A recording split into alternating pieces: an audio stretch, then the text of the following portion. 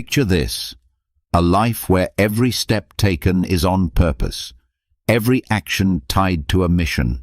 No more waiting for permission, no more hoping someone else will come fix it. Just you, showing up for yourself, not someday, but today. Because the hard truth is, no one is coming to rescue your potential. No one is going to hand you the focus, the energy, or the success. It has to be earned by showing up again and again when it would be easier not to. How many days have slipped by because you were waiting? Waiting for the perfect time, waiting for motivation, waiting to feel ready. But deep down, you know this. Waiting is just a slow form of quitting, and the more you wait, the further you drift from the person you were meant to become. From now on, everything changes. You're not going to wait to be chosen. You're going to choose yourself. Today, you'll learn how to put yourself first, not selfishly, but powerfully. You'll learn what it means to focus with intensity, to work with purpose, and to stop letting your best energy be stolen by distractions, doubts, or other people's agendas. These aren't just motivational ideas. They are tools forged in the fire of ancient Stoic wisdom, designed to help you reclaim control of your time, your thoughts, and your future. And once you start using them, you won't just feel different, you'll be different. So, before we dive in, make a promise to yourself. Write it in the comments. Starting today, I am my own priority. I focus, I work, I rise. Say it, mean it, because the more you repeat it, the more your brain will believe it. And when your mind believes it, your life starts to reflect it. Write it now. And let's begin. Number 1.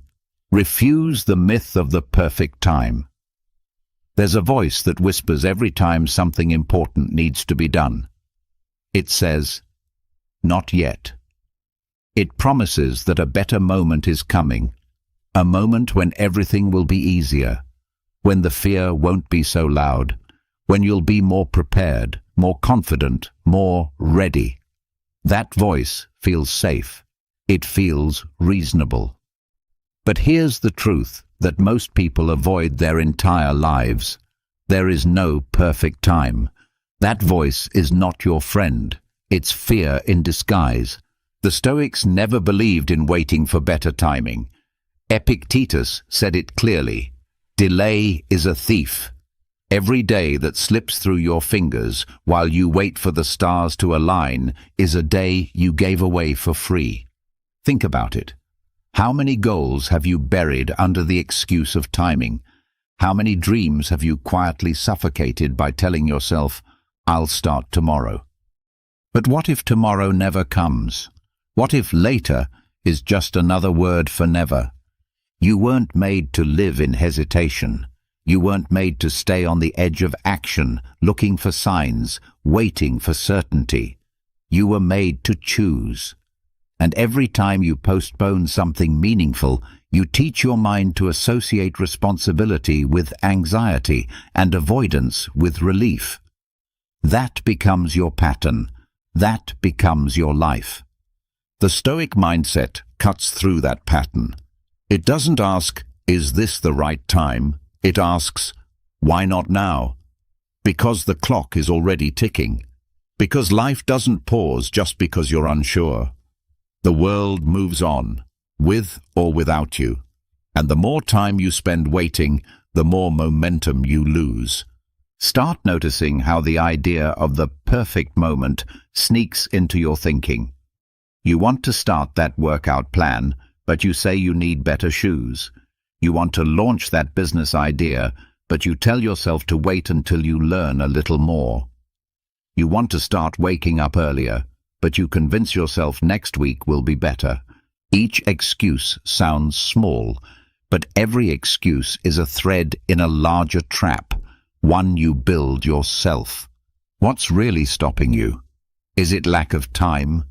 Or is it fear of what happens when there are no more excuses left? The Stoics believe that action is the cure, not planning, not talking, not waiting. Action. Seneca once wrote, "While we waste our time hesitating and postponing, life is slipping away." He wasn't speaking in metaphor. He was warning you. Time doesn't care about your excuses. It moves forward either way. The only question is whether you'll move with it. So the next time you feel yourself waiting, pause, breathe, and say it plainly. There is no perfect time. Let that become your new truth. Make it your new mental reflex. You don't need more motivation. You don't need more readiness. What you need is to act, even if it's small, even if it's clumsy, even if it's terrifying. Because once you begin, momentum takes over. Clarity follows motion, not the other way around. Decide what you've been putting off. Write it down. And don't wait for a fresh Monday, a new month, or the next wave of energy. Start where you are. Use what you have. Take one honest step forward. And when the fear shows up, and it will, don't negotiate with it. Don't sit at the table with it. Outwork it. Outfocus it. Refuse to wait another day just to make fear more comfortable. Remember this, perfection is not the starting line. It's a distraction. The only real start is now. If you keep waiting for the perfect moment to become your best self, you'll spend your whole life standing still. Stop waiting. Be your priority. Start today. Number 2. Start before you feel ready. There's a moment that separates those who grow and those who stay the same. It's not talent. It's not luck. It's the decision to move before the feeling of readiness arrives. Because that feeling, it almost never comes, at least not when it's needed most. Too many people spend their lives waiting to feel ready, like readiness is some kind of internal green light that flashes when everything is lined up perfectly. But the Stoics knew better. Marcus Aurelius, Emperor of Rome and one of the most powerful men in history, didn't glide through life on a wave of inspiration.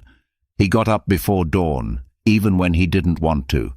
He told himself that it was natural for a human being to get up and do the work they were made for, and if he, with the weight of an empire on his back, could choose purpose over comfort, what's stopping you?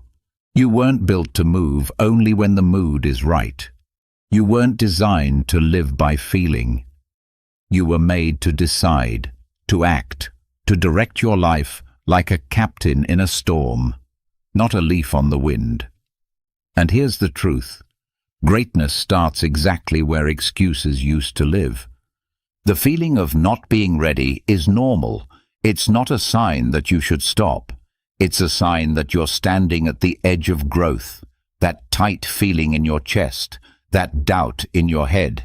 It's the signal that you're leaving the safety of routine. It's the sound of your comfort zone cracking. And that's good, because nothing new ever grows in perfect conditions. Growth comes from movement, not from waiting. A Stoic doesn't let feelings vote. Your feelings don't get to decide whether today is the day. Your actions do. And when action becomes a habit, the mind learns to follow. This is how real momentum is built, not from high energy or perfect timing, but from commitment in the face of hesitation. Think of every major step you've taken in life. Did you ever really feel fully prepared? Did you wait for certainty? Or did you take a breath, grit your teeth, and go forward anyway? That's what Marcus Aurelius practiced. Not feeling ready, being ready. Because being ready is a choice. It's the quiet confidence that you'll figure things out along the way. That progress is more important than perfection. That forward is the only real direction. When your alarm rings, don't ask, "Do I feel like getting up?" When it's time to write, create, build, or lead, don't check your emotions for approval. That's not what a Stoic does. A Stoic acts first and lets clarity follow. Emotion is weather, changing, unpredictable, and beyond your control. But action, that's your domain. That's your strength. So next time the voice in your head says, "You're not ready," don't argue with it. Don't wait for it to go away. Prove it wrong. Take the step. Start the project. Have the conversation. Do the workout. Not because you feel like it, but because you said you would. That's discipline. That's power. That's Stoicism in action. And the moment you move, something incredible happens. That fear loses its grip. That hesitation begins to fade, because movement changes everything. What felt impossible becomes manageable. What felt overwhelming becomes clear. You don't need to feel ready to change your life. You just need to start. And the sooner you start, the sooner readiness catches up to you. So stop waiting for the right mood. Train yourself to move in spite of it. Let your actions lead. Let your choices speak louder than your hesitation. That's what Marcus did. That's what the Stoics did. That's what you were made for. Because once you stop needing to feel ready, there's nothing left to stop you. Number 3. Don't let external approval be a prerequisite. There's a silent trap that steals more dreams than failure ever could. The need to be seen, supported, and validated before taking action. That craving for a thumbs up, a nod, or a "yes, go ahead" from the world. But here's the brutal truth. If action depends on applause, the action was never yours to begin with. And if your fuel is approval, the moment people stop clapping, you stop moving. Seneca, one of the great Stoic minds, wrote that a wise person is satisfied with themselves and does not require a crowd's approval, because real strength doesn't echo, it radiates. It doesn't ask, "Will they like this?" It says, "This matters, so I will do it," whether or not anyone is watching.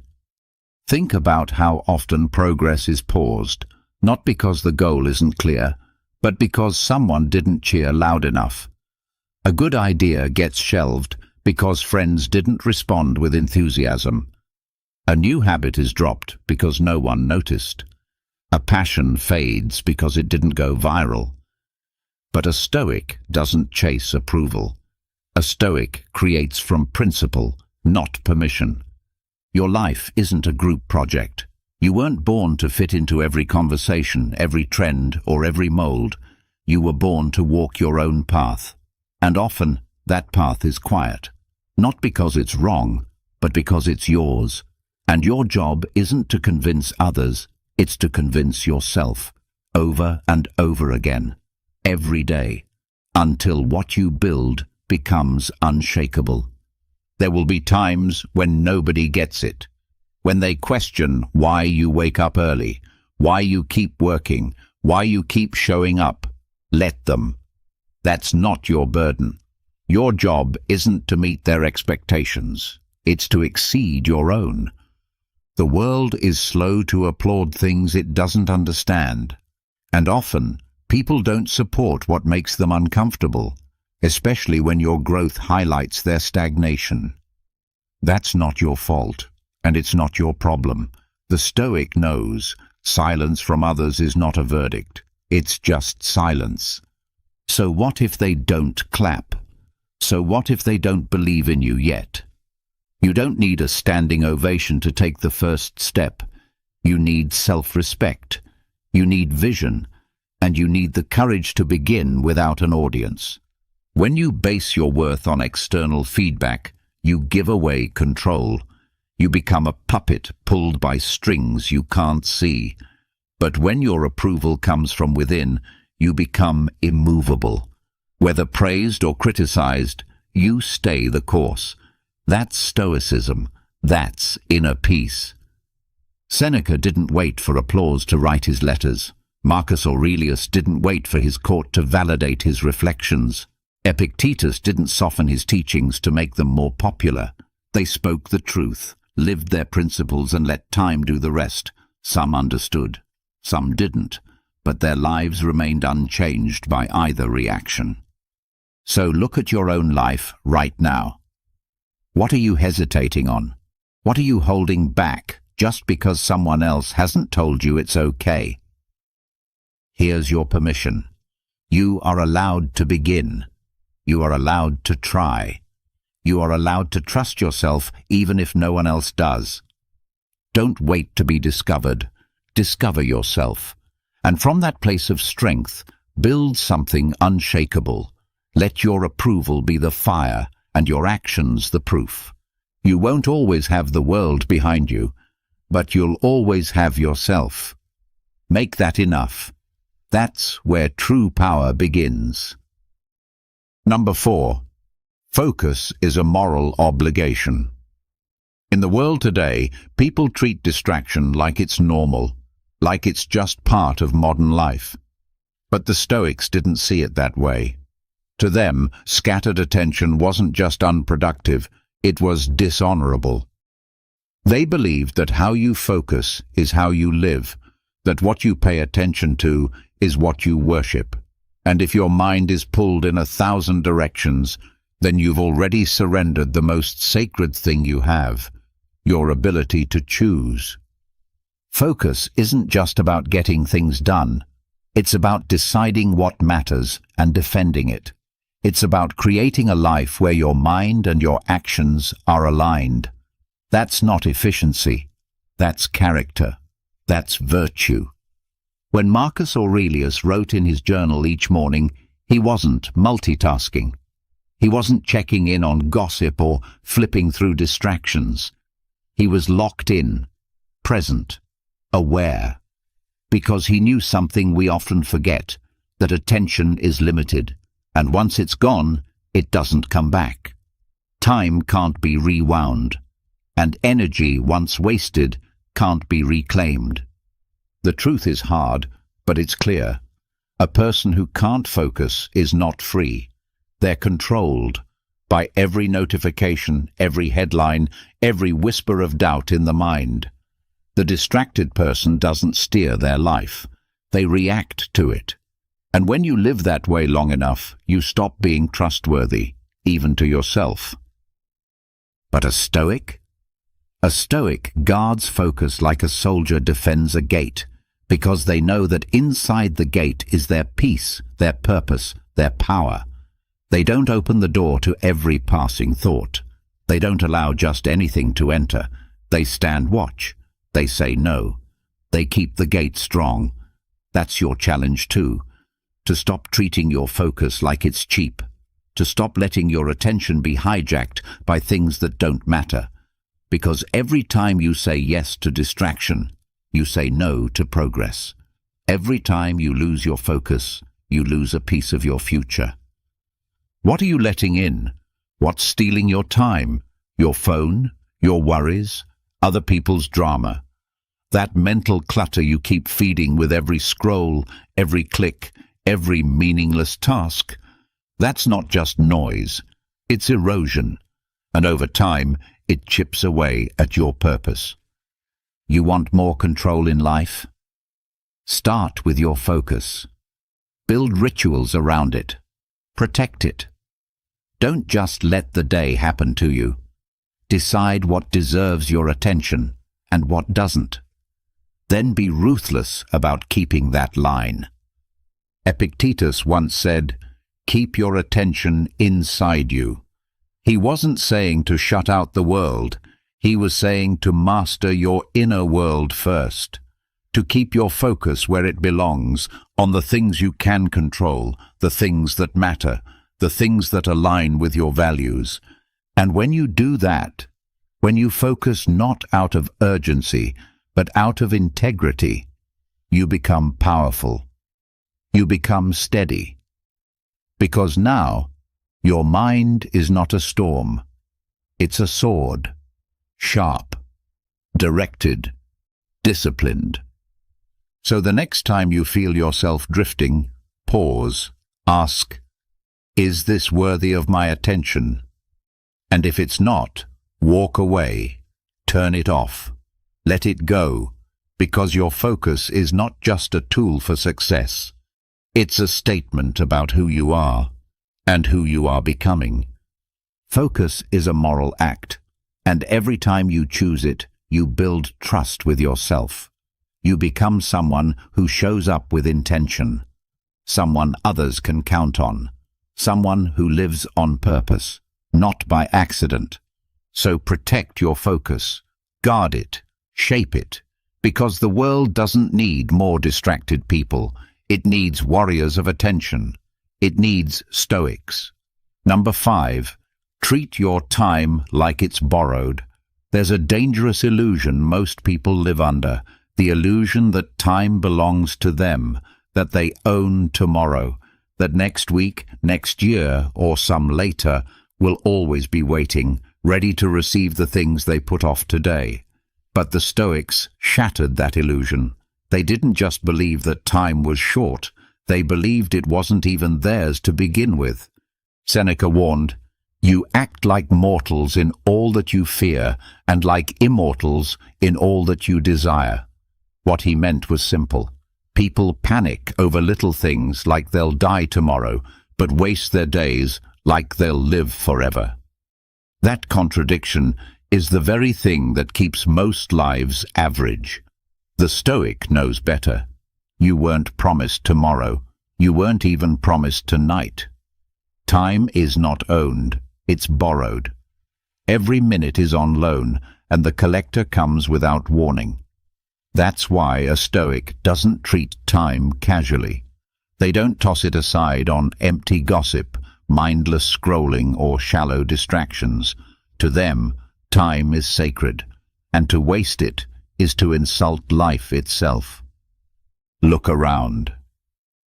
So many people are running from boredom, chasing stimulation, looking for ways to kill time.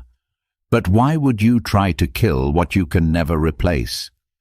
A Stoic treats time like treasure, because every minute given is a chance to become who you were meant to be. You don't need a calendar to tell you life is short. You just need awareness.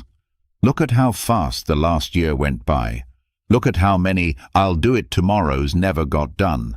Look at how often you've said, "I don't have time," when the truth is you had it, you just spent it on the wrong things. Every time you say yes to something meaningless, you're saying no to something sacred. That hour on your phone, that wasn't free. It cost you an hour of reading, thinking, growing, moving, building. That day spent doing what everyone else expected, that was a day you could have used to get closer to your purpose. Time is always being spent. The question is, on what? The Stoic doesn't just manage time, they revere it. They don't squeeze more into their schedule to look busy. They create space for what matters. They simplify. They subtract. They choose. And they do it not because they're afraid of time running out, but because they respect it enough to not waste it. Hard work isn't just about getting results. It's about honoring the moment. It's about showing the universe you understand the gift of being alive today. To work hard is to treat time as sacred, not just in big moments, but in small ones. In your daily habits, in your choices, in the way you speak, think, and act. So the next time you feel the urge to delay something important, to postpone what matters, stop. Remind yourself, this time is not mine. It's borrowed, and I don't know when it's due back. That's not meant to scare you. It's meant to wake you up, because once you start living like time is rented, everything changes. You become more present, more deliberate, more powerful. You don't waste words. You don't entertain drama. You stop chasing what doesn't align with your values. You work, not out of pressure, but out of gratitude.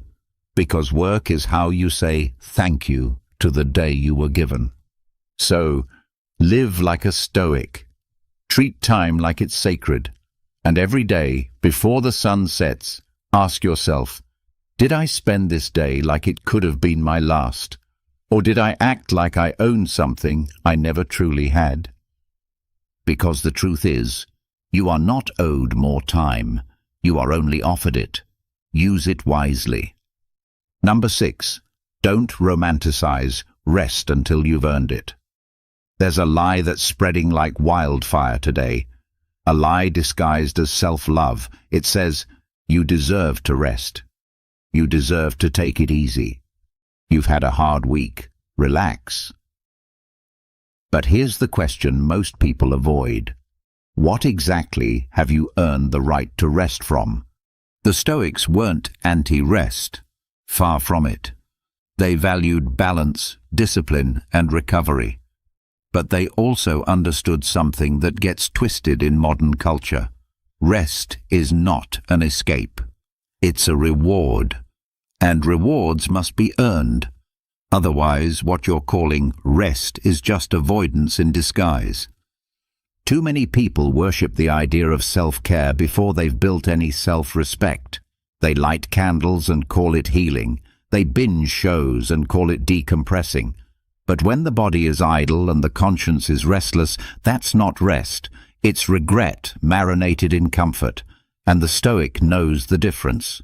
You can't numb your way into peace. You can't scroll your way out of responsibility. If you didn't push yourself, you didn't earn the pause.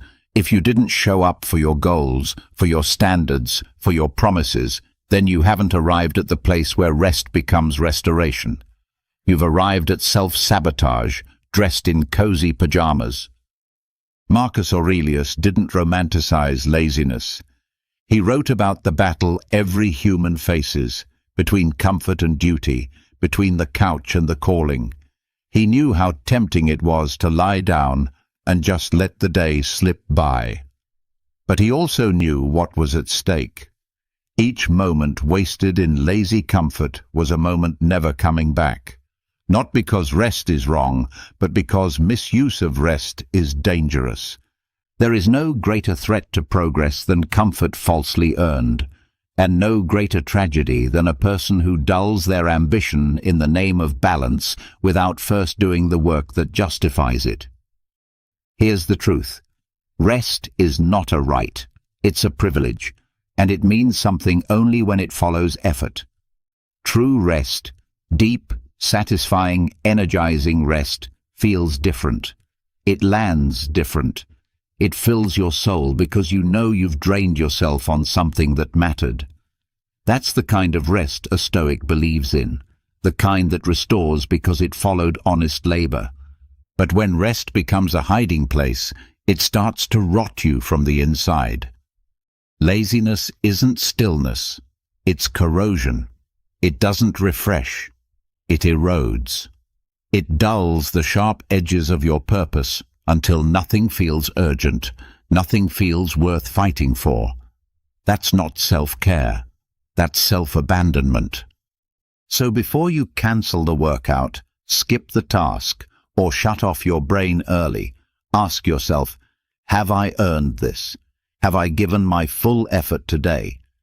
Am I using rest as recovery or as retreat? You can lie to others, but you can't lie to yourself. You know whether you've pushed hard or coasted. You know if you met your standards or avoided them. And if the truth stings a little, that's good. That sting is your compass. The Stoic doesn't rest because they're tired of trying. They rest so they can try again harder tomorrow. Their body isn't excused, it's recharged. Their mind isn't escaping, it's regrouping. That's the power of earned rest. It builds you. It doesn't blur you. So earn your rest. Don't idolize it. Don't post about it. Don't treat it like a lifestyle until it's a necessity. Work first, hard, with intention, with consistency. Then, when you finally stop for the night, The silence will feel like music. The stillness will feel like strength, and your rest will feel like victory. Number 7. Work in silence so you can hear yourself grow. Noise is easy. Noise is cheap. Anyone can talk about goals, post their intentions, share their grind with the world. But Stoicism doesn't reward noise. It rewards discipline. And discipline, real discipline, happens in silence, away from the applause, away from the eyes, away from the need to be seen. Epictetus said it best. Don't explain your philosophy. Embody it. That means don't talk about your goals. Live them. Don't announce your plan. Execute it. The Stoic doesn't chase validation. They chase progress, quietly, relentlessly, unapologetically. In today's world, everyone wants to be noticed, to go viral, to be celebrated for trying, even before achieving. But when did effort become more about being seen than being effective? The Stoic flips that script. They don't post their progress, they protect it. They don't share their vision, they sharpen it in private. Because silence is where growth happens. Not the loud, flashy kind, the deep kind, the kind that feels like discomfort at first, the kind that smells like sweat, sounds like focus, and looks like repetition, the kind that changes you slowly, quietly, until one day you're unrecognizable and no one even saw it coming. Think of a seed in the ground.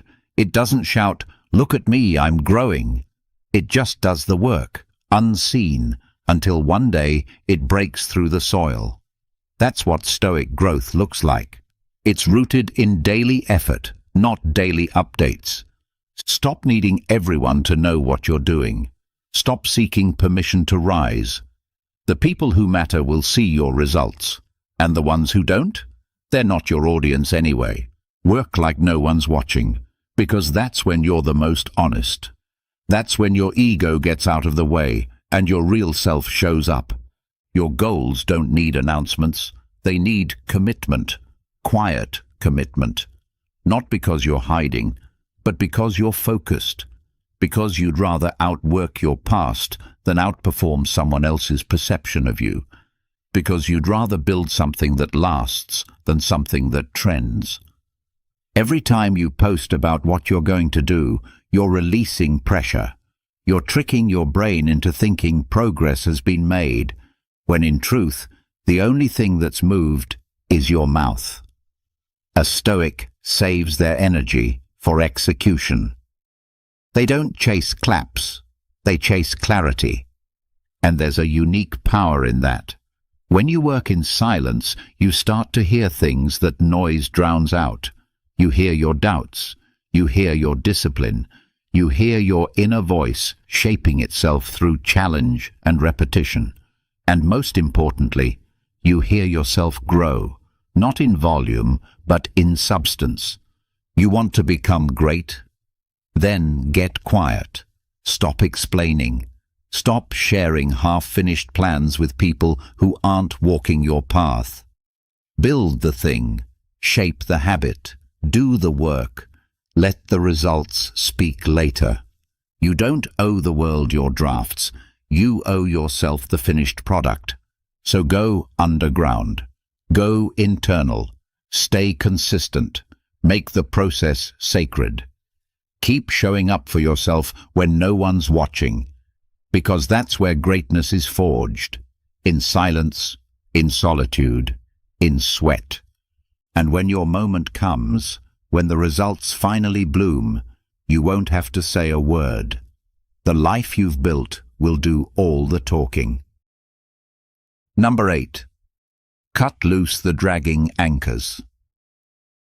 Picture a boat trying to sail forward while still tied to the dock.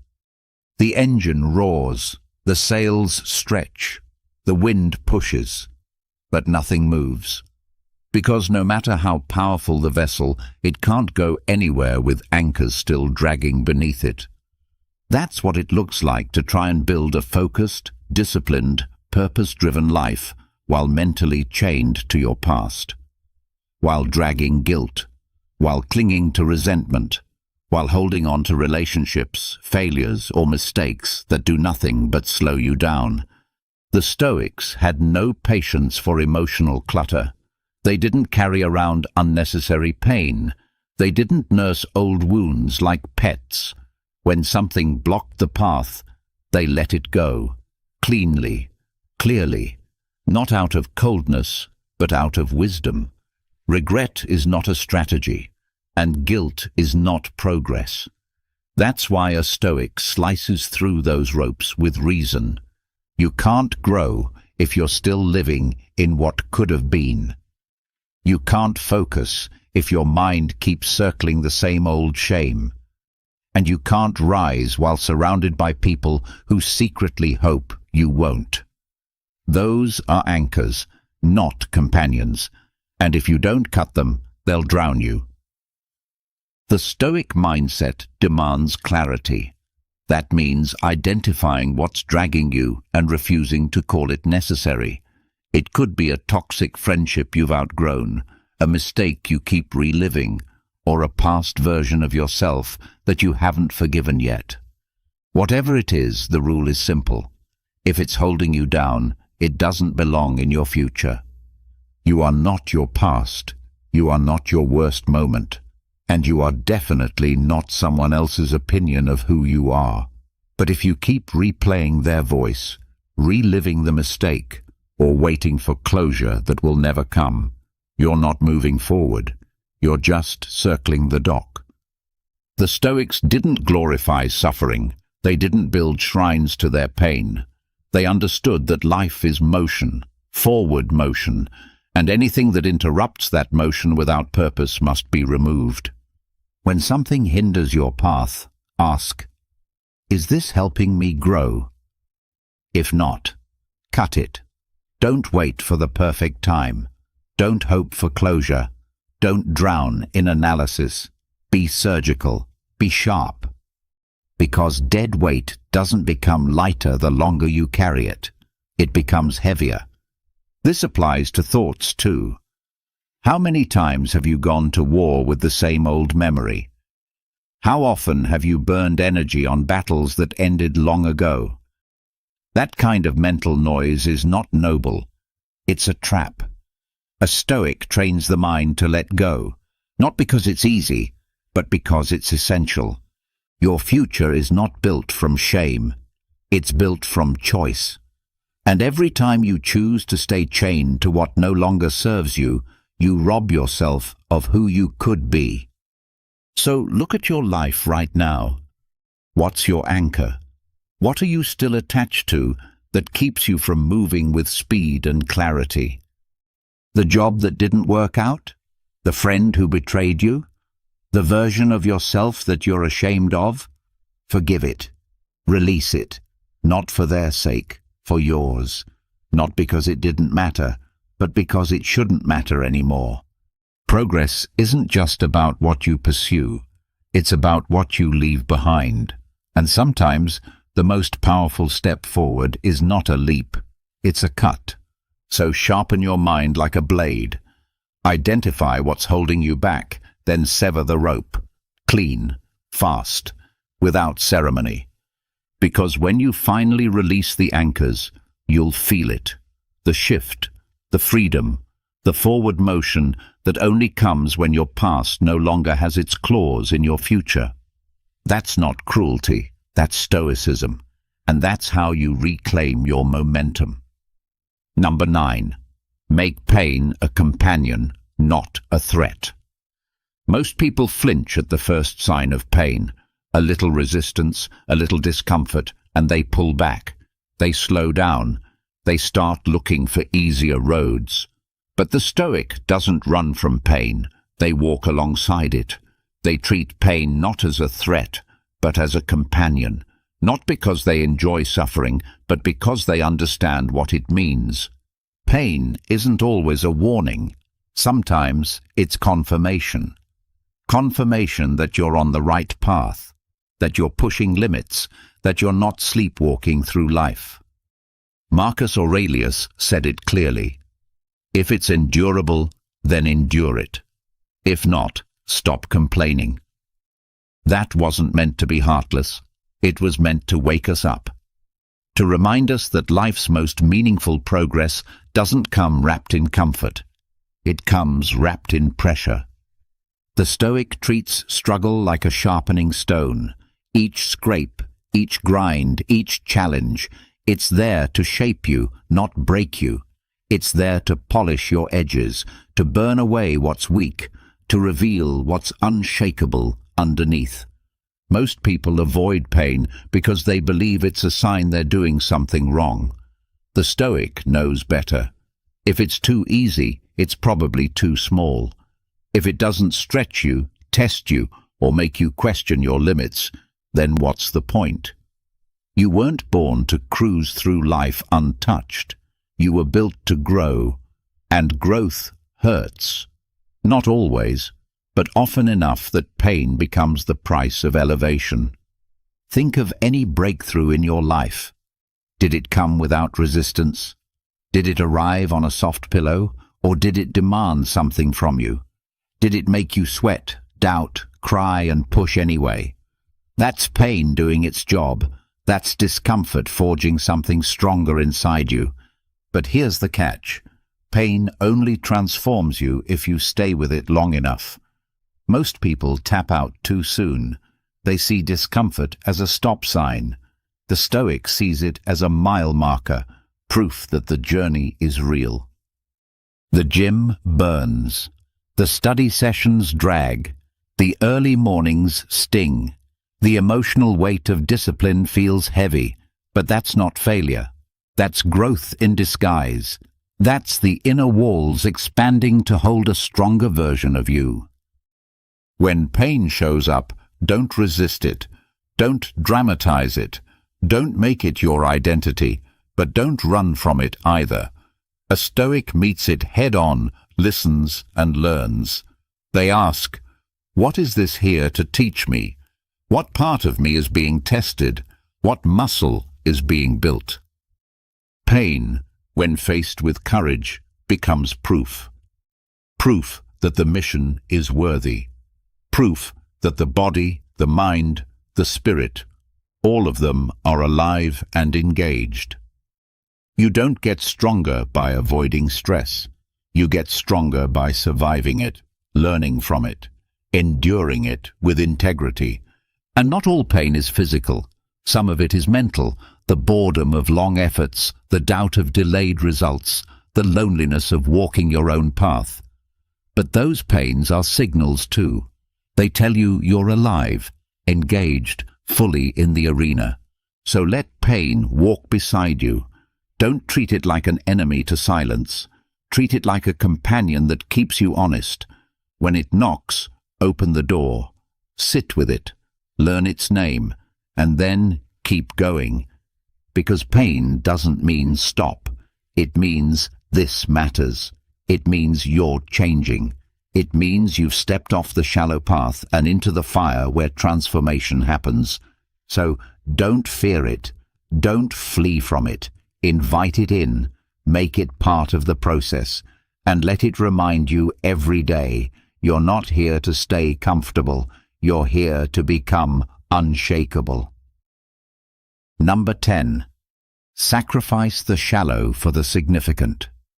Modern life is a buffet of distractions. Flashy, sugary, shallow distractions.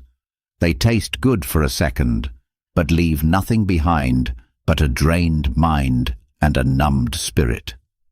Endless scrolling, empty conversations, goals abandoned for temporary comfort. But the Stoic sees these for what they are: noise. Noise that eats time, weakens focus, and slowly dulls purpose. The Stoic doesn't live on the surface. They go deep, because depth is where strength is built. But depth requires space, and space requires sacrifice. You can't build something meaningful while chasing everything trivial. You can't climb if you're still holding on to the weight of what doesn't matter. At some point, you have to choose, not just to move forward, but to let go. That's the Stoic move. Eliminate the shallow so the significant can breathe. It's not that things like entertainment, comfort, or fun are evil. It's that they become dangerous when they're constant, when they begin to replace challenge, when they take the seat of priority, because what you focus on, you feed, and what you feed grows. You want stronger discipline? Then stop feeding distraction. You want deeper purpose? Then starve the things that scatter your mind. The Stoic doesn't juggle priorities. They choose. They select one path, one mission, and let the rest fall away. It sounds harsh, but freedom always comes at a cost.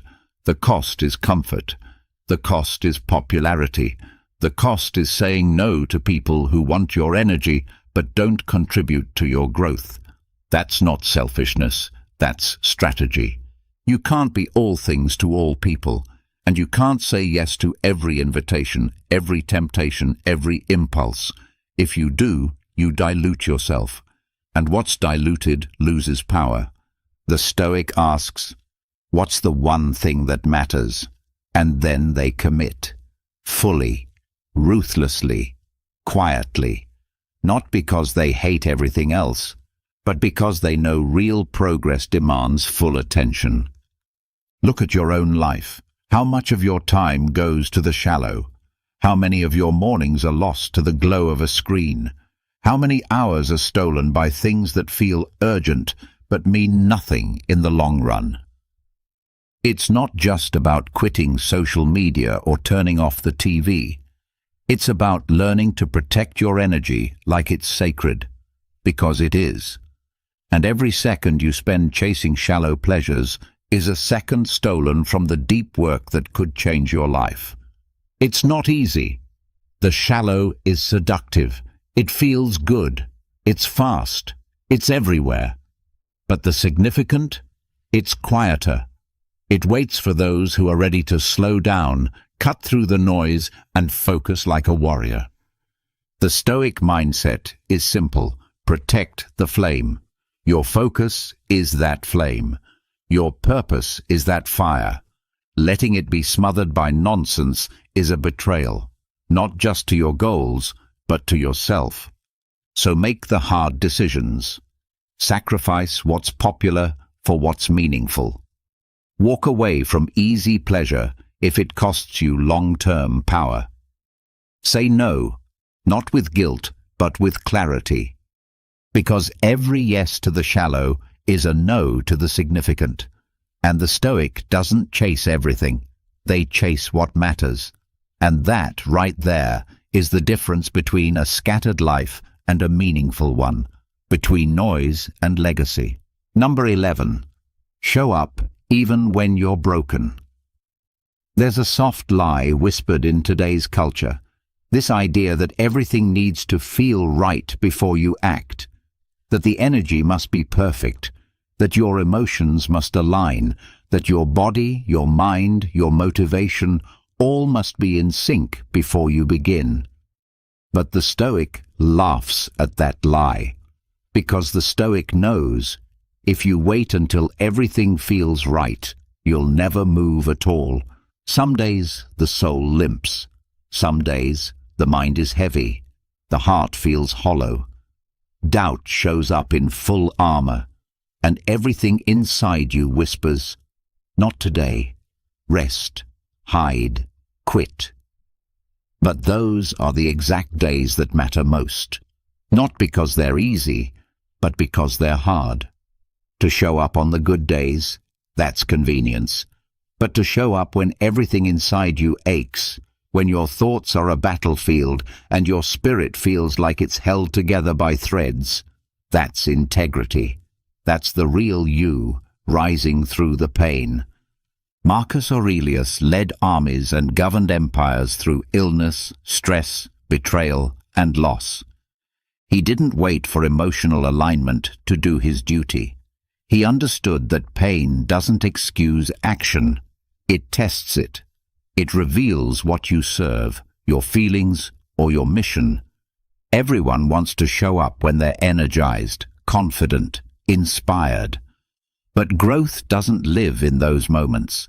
Character isn't built on sunshine. It's forged in storms. The kind of storm that knocks the wind out of your lungs and dares you to keep walking. When the Stoic feels broken, they don't crawl into the shadows and disappear. They tighten their grip. They speak softer, but they keep speaking. They walk slower, but they keep walking. They don't wait for healing to begin. They heal by showing up. Because showing up is not about being ready. It's about being loyal. Loyal to your values. Loyal to your discipline. Loyal to the part of you that refuses to bow to weakness. There's a freedom that comes when you stop needing perfect conditions. When you stop believing the lie that broken means unworthy. You're allowed to feel pain, but you're not allowed to let pain decide your worth. That decision is always yours. You want to know who you really are? Watch yourself on the bad days. Watch what you do when no one would blame you for quitting.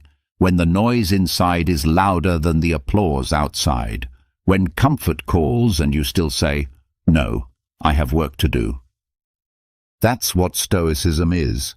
Not emotional numbness, but emotional sovereignty.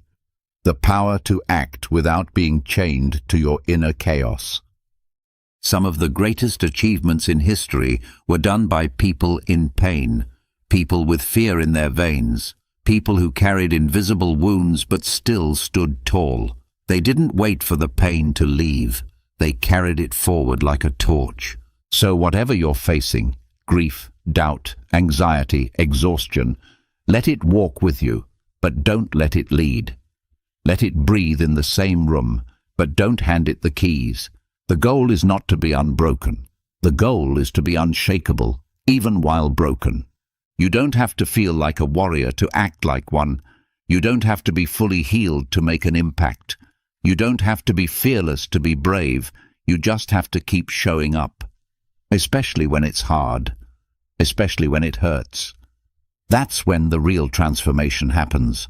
Not on the days when everything clicks, but on the days when nothing does, and you still refuse to disappear. That's not weakness. That's power. That's Stoicism. That's you, becoming something unbreakable, one broken step at a time. Number 12. Be ruthless with routine. Most people treat routine like a cage, something that limits freedom, crushes creativity, and makes life dull. But the Stoic sees it differently. The Stoic knows that freedom doesn't come from doing whatever you feel like. It comes from mastering your impulses, from building a system so strong that chaos has nowhere to enter. And that system, it's called routine. Marcus Aurelius didn't wake up and let the day decide who he would be. He started each morning with intention, with truth, with structure. He reminded himself that hardship was coming. People would be rude, plans would fall apart, his body might ache. But he also reminded himself he was built to endure it. That morning ritual wasn't fluff. It was armor. It was sharpening the sword before entering battle. A Stoic doesn't stumble into the day hoping for clarity. They create it. They build rituals that anchor the mind and guide the body, and they are ruthless about sticking to them. Because the more consistent the routine, the less energy is wasted on decisions that don't matter. When your mind knows exactly how each morning begins, hesitation disappears. When your body is trained to follow a pattern, resistance loses its power. Routine becomes momentum in disguise. You don't have to fight yourself every morning. You just follow the structure. And the structure carries you forward even when motivation doesn't. That's what most people don't understand. Discipline is not about being strict for the sake of it. It's about building systems that protect your purpose. It's about conserving mental energy so you can focus where it counts. The more you automate the basics, the more room you have for the important battles. You want to waste your energy? Start your day with no plan, no schedule, no structure. Scroll your phone for 45 minutes, skip breakfast, scramble into work mode, and then wonder why your mind feels foggy and weak. That's not freedom, that's friction. And friction eats momentum. The Stoic eliminates friction. They design the day before the day begins. They create rituals that lock in progress before the first challenge even appears. Maybe it's waking up early. Maybe it's journaling, exercise, cold water, stillness, reading, prayer. Whatever it is, it's consistent. Not when it's easy, not when it's exciting. Every day, especially on the hard ones, because routine isn't boring. It's weaponized repetition. It's the invisible framework behind every strong person you admire. It's the reason some people collapse under pressure, and others don't even flinch. A clear routine is like a compass in a storm. It keeps you moving, keeps you focused, keeps you sane. And when life gets hard, and it will, you won't rise to the occasion. You'll fall back on your habits. That's why you build strong ones. Not because you're weak, but because you respect the weight of the days to come. Be ruthless with your structure. Say no to anything that breaks the rhythm. Protect your morning like a lion protects its territory. Don't let lazy voices or lazy people interrupt what keeps you grounded.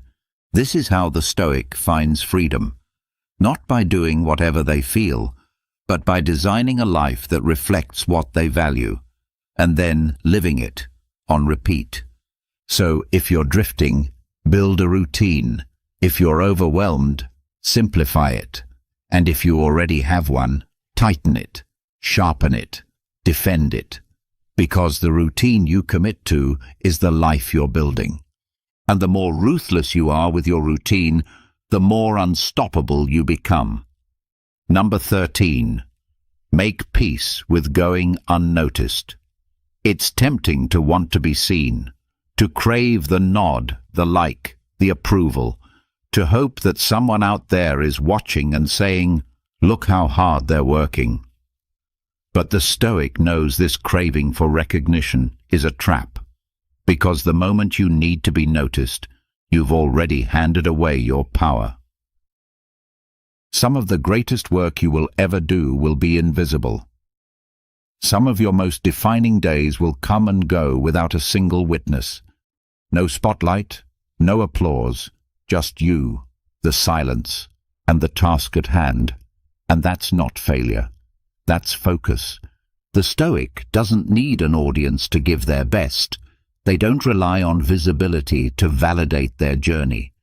They find strength in the shadows, because they understand that greatness isn't made under bright lights.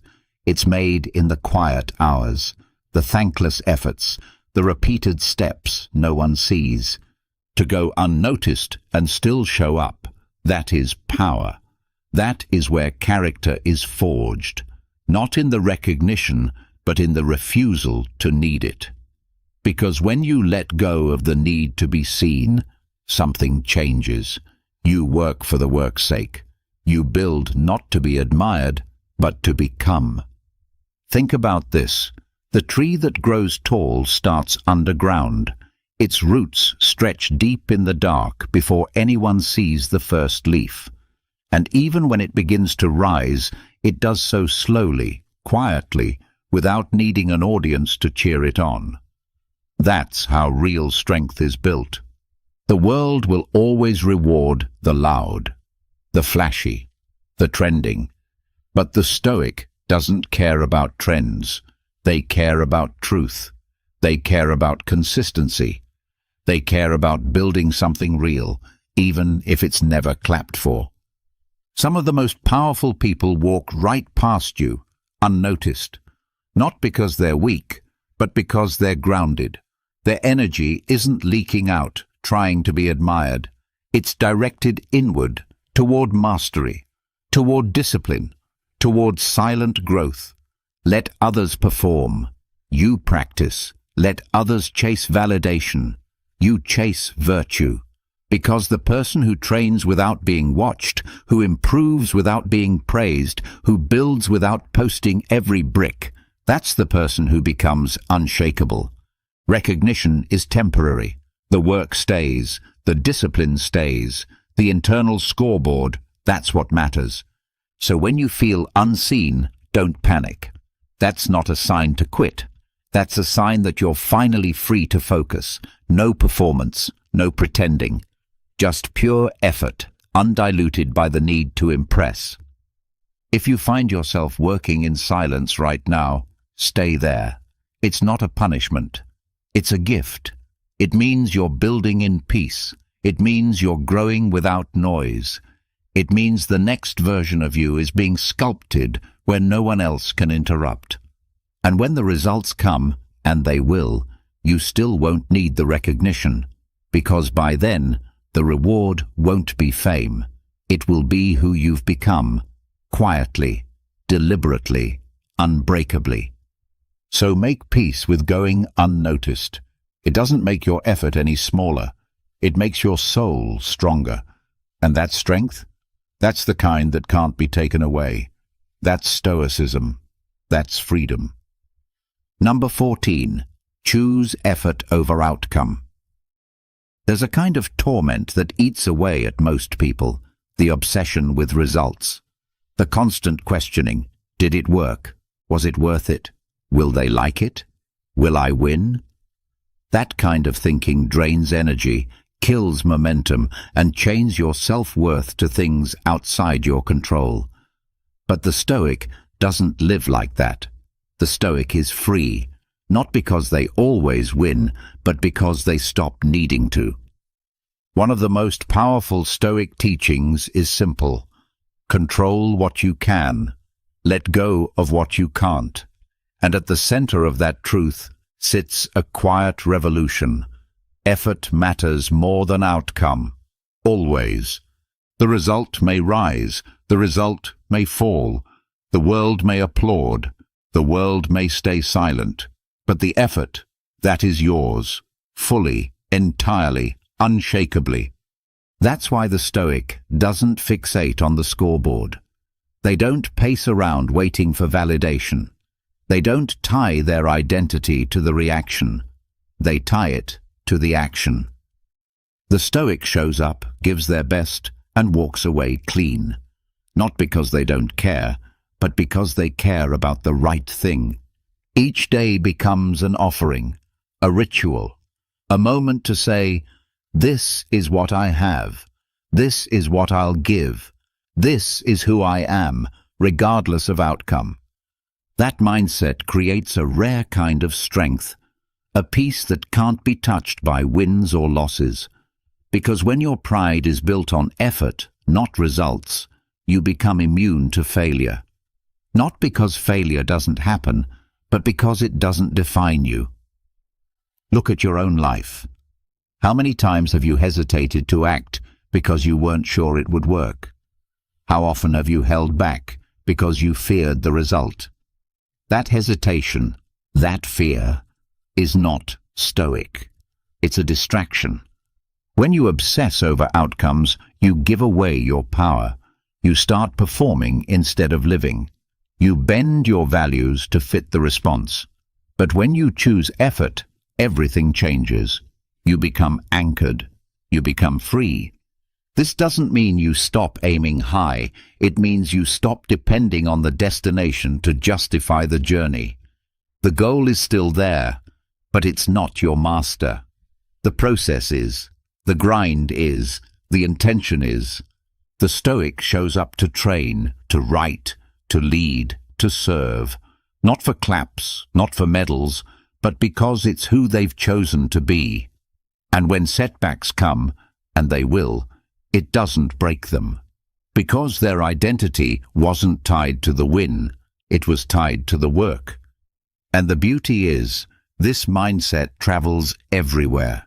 In your job, in your health, in your relationships. If you show up each day with full effort, full presence, and zero obsession with how it's received, you win every time. Not because the world gave you something, but because you gave everything you had. That's not weakness. That's not passive. That's power at the highest level. That's emotional armor. That's how you walk through chaos untouched. Because your success isn't built on things you can't control. So today, let go of the outcome. Drop the weight of expectation. Show up. Do the work. Give your best. And when the result arrives, good or bad, receive it with grace. Then move forward. Because the Stoic doesn't ask, did it work? They ask, did I give all I could? And when the answer is yes, nothing else matters. That's how you win without needing to win. That's how you live without fear. That's how you build something that lasts. Anchored in action, immune to failure, free. Number 15. Stop waiting for who you could be. Be it now. There's a dangerous myth that keeps most people stuck. It says, someday. Someday you'll become disciplined. Someday you'll take your health seriously. Someday you'll speak up, start the project, become the version of yourself you quietly admire. But that day never comes. Because waiting is comfortable, it feels safe. It lets you postpone the pressure of becoming by pretending there's still time.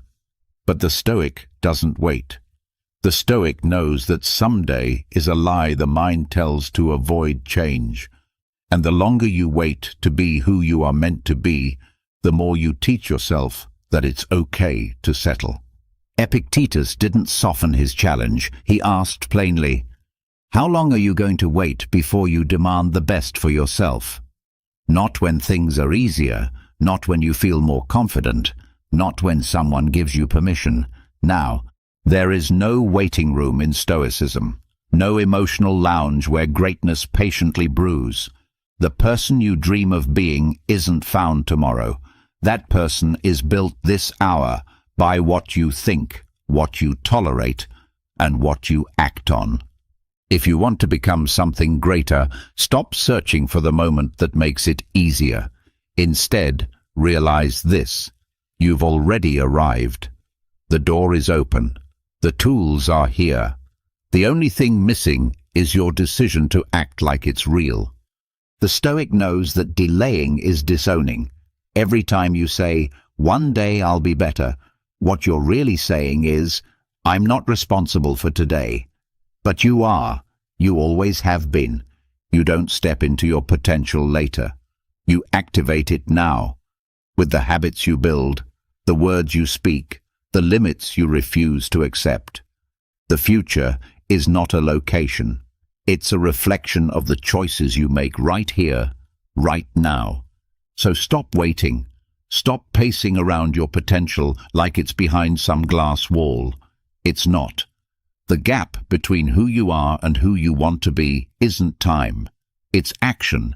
And the second you choose effort over excuse, commitment over comfort, alignment over approval, you collapse that gap.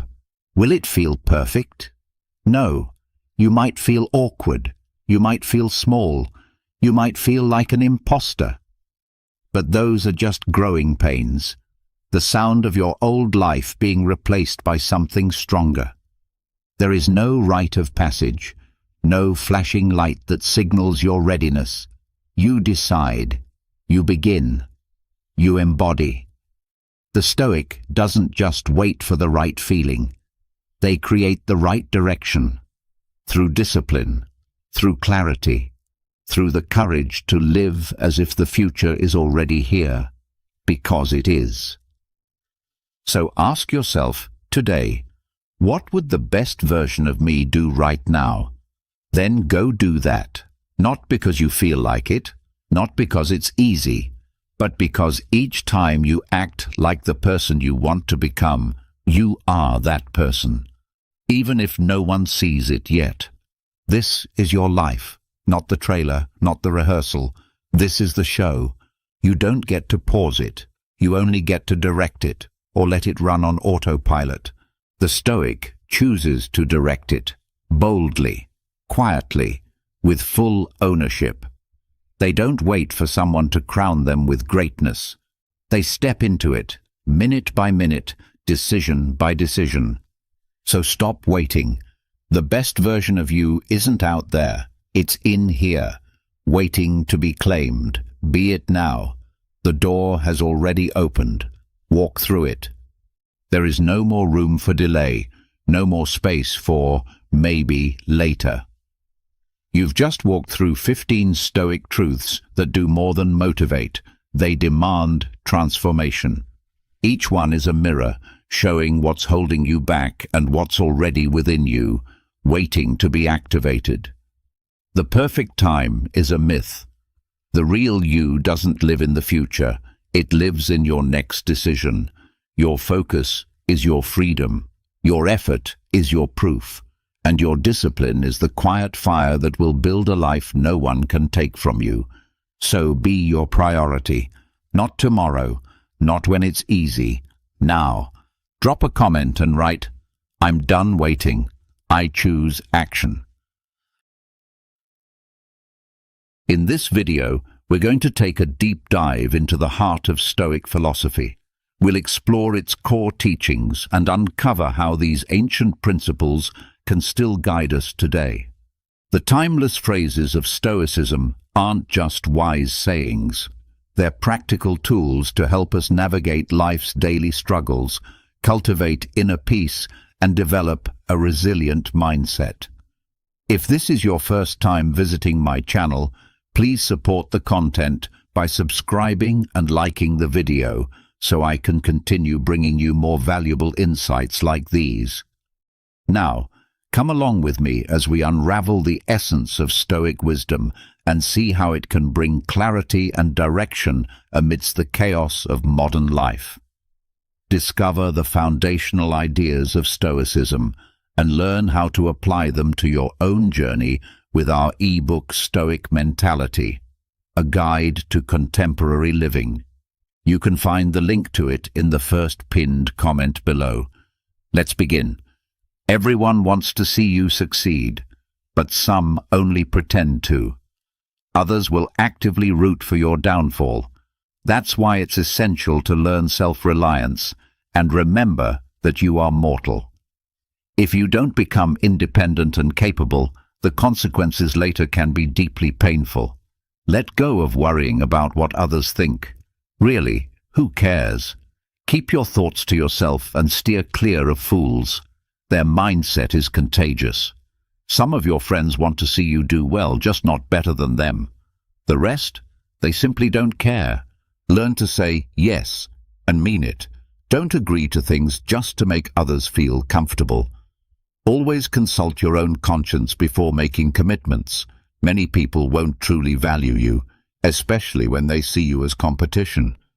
Rule your life with your mind, not your emotions. Think back. Every poor decision you've made was likely driven more by emotion than reason. Always listen to your instincts. In ways you don't even realize, they understand things you haven't yet figured out. Know your worth, and never put yourself on clearance. When you lower your value, others will too. Time moves fast. Be grateful. No matter how bad things seem, they could always be worse. Live like there's no tomorrow and focus on what you love. The money will come. Don't torture yourself with regret. No one is perfect. Stop chasing happiness. Focus on staying positive, and joy will follow naturally. Be mindful of those who say they love you. Many don't mean it. Often, they're using you. Trust yourself, and trust your first instincts when making choices. Keep your expectations low when it comes to others, but always keep your standards high for yourself. Expecting too much from people is a formula for disappointment. Stay focused on your own growth. People will enter and leave your life. That's just how it goes. If you don't learn to control your mind, someone else will. Sometimes the heartbreaks you experience are what finally clear your vision. Solitude is the price of growth. Be proud of yourself for surviving the days you thought would break you. Not everyone is going to like you, and that's okay. Stop oversharing. Most people don't care, and some are secretly hoping you fail. Be kind, but don't let people take advantage of you. It's better to be disliked for who you truly are than to be loved for pretending to be someone else. Don't destroy yourself trying to impress people who don't even have it together. Avoid those who make you feel alone, even when you're with them. Bad company is worse than no company at all. Make peace with your past so it doesn't ruin your present. Don't compare your life with others. You don't know the full story of their journey. Never underestimate how dangerous foolish people can be. No one else is going to figure out your life for you. It's your responsibility. Sometimes everything can go wrong all at once, no matter how well you planned. If you're too nice, people will walk all over you. Be prepared for that. A negative phase can start out of nowhere. You have to be willing to swallow your pain and grow by yourself. Never let a single person be the source of all your happiness, because if they leave, they take your happiness with them. Trust carefully, not blindly. When you take on your friends' problems, you take on their burdens too. The smaller your circle, the fewer headaches you'll have. Never expect someone to catch you when you fall. Even if you're doing all the work for yourself, some people will still hurt you. But those rare few who are worth the pain, keep them close. Be proud of how hard you're trying. Don't look back. That's not the direction you're heading. Don't rely too heavily on anyone, because even your shadow disappears when you're in the dark. Focus on building your work and building your life. Work on yourself and build your fortune. In your lowest moments, you'll discover a lot. And remember, some of the best moments of your life still haven't happened yet. This is your world. Shape it, or someone else will. Bad habits are like soft beds, easy to fall into and hard to get out of. Nobody is too busy. It's always a matter of priorities. If something brings you joy, keep it quiet. The best decision I made was to stop telling everyone what I'm doing. Success without hard work is like trying to harvest where you never planted. Don't beg. Don't chase. Let life unfold. Sometimes you win. Sometimes you learn. If no one offers help, do it alone. Take your financial well-being seriously. Money is a powerful shield against many of life's challenges. Guard your time. Many people don't deserve a second of it. What people think about you is none of your business. You can't change the beginning, but you can start from where you are and shape the ending. Being alone gives you the chance to reconnect with yourself.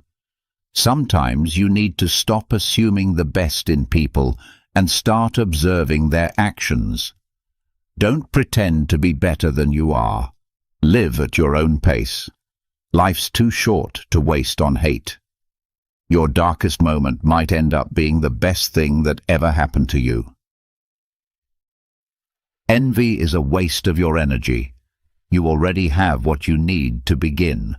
If you don't ask, the answer is always no. Treat others the way you'd want to be treated. And if you tell the truth, there's nothing to remember. Life isn't always fair, but be good anyway. The ones who don't take risks never accomplish much. Don't trust words, trust actions. Do yourself a favor. Get rich. Life is easier with money, not with time. If you can survive the chaos in your own head, you can survive anything. If someone doesn't appreciate you, they don't deserve you. Learn how to heal quietly. Not everyone needs to hear your pain. Stop expecting things from people. Everything will come to you when the time is right. Be patient and trust the process. Failure is just a bruise. It's not permanent. Avoid gossip. It's poison for your mind. At the root of all suffering is attachment. Time eventually reveals what you truly mean to someone. Stress might be temporary, but the lessons it teaches you can stay with you forever. If someone tries to bring you down, it's because they're already below you. Money isn't everything, but it solves a lot. No matter how smart, successful, or attractive you are, no one likes arrogance. Humility means everything. Never feel ashamed of having a good heart.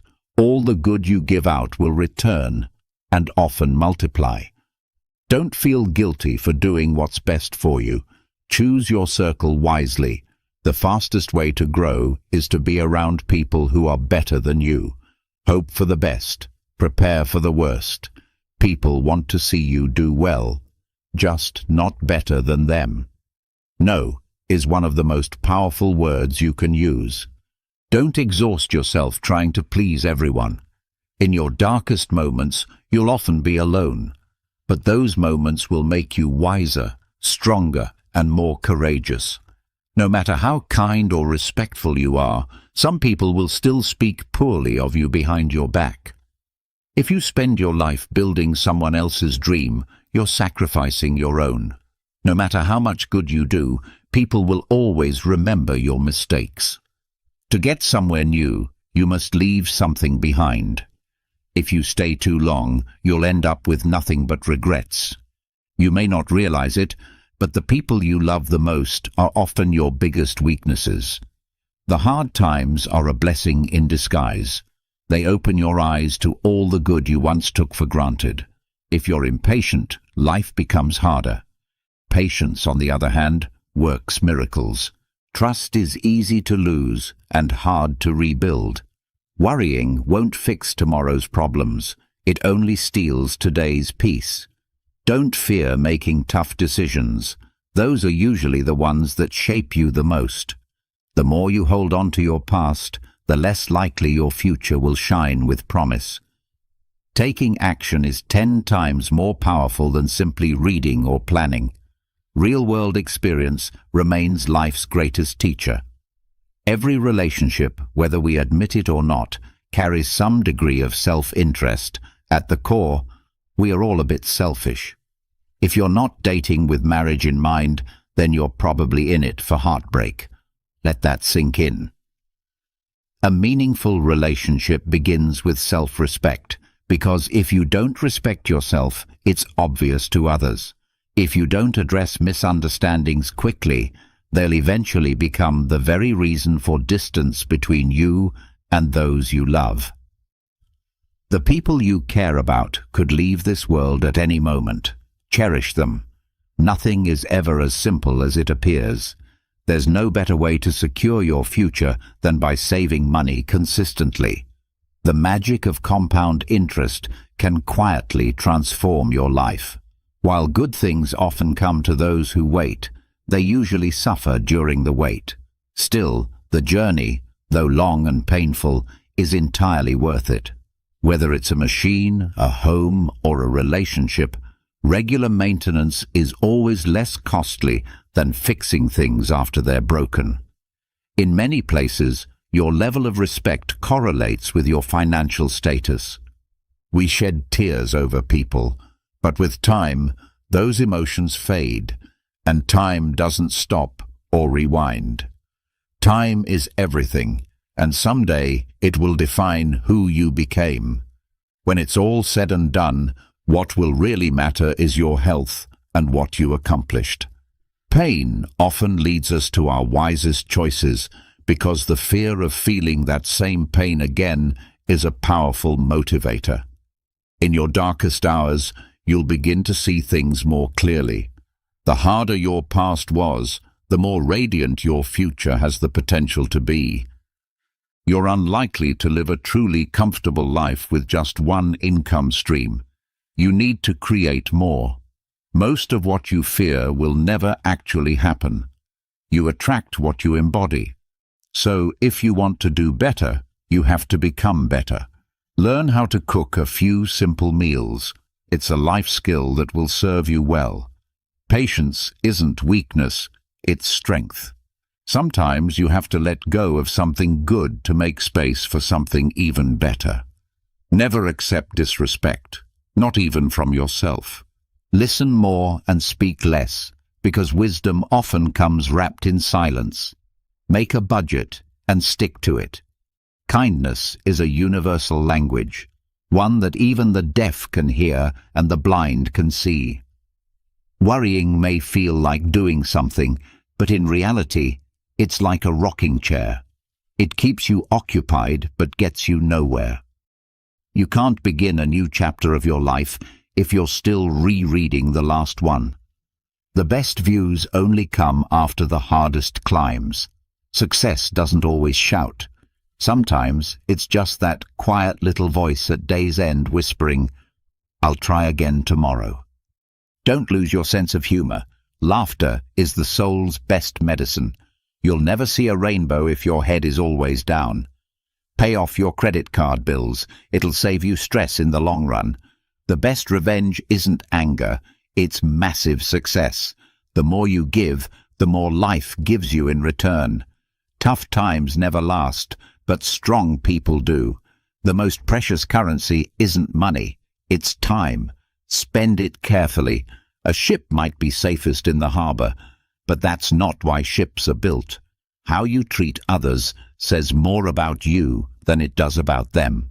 Life isn't about having what you want. It's about wanting what you already have. Don't wait for the perfect moment. Take the moment you have and make it perfect. Believe in yourself, and everything else will eventually fall into place. Don't fear taking risks or trying something new. Life's far too short to always play it safe. Own your actions. That's what maturity looks like. Take a deep breath. It's just a bad day, not a bad life. Don't say someday. Say now, because someday may never come. Give to small charities. Acts of kindness change lives. If someone never makes mistakes, it likely means they've never tried anything new. You can't change the wind's direction, but you can always adjust your sails to reach your goals. When life finally gets better, you'll look back and be glad you didn't give up. Forgive your ex. Let go of the people who are wrong for you. Only then can the right ones arrive. God knows when to send exactly what you need. No regrets. Just do better next time. There will always be someone who doesn't value you. Just don't let that someone be you. Seek genuine respect, not shallow attention. Be careful whom you trust. Salt and sugar look almost identical. Some things need to end for better things to begin. Time will always reveal what's true.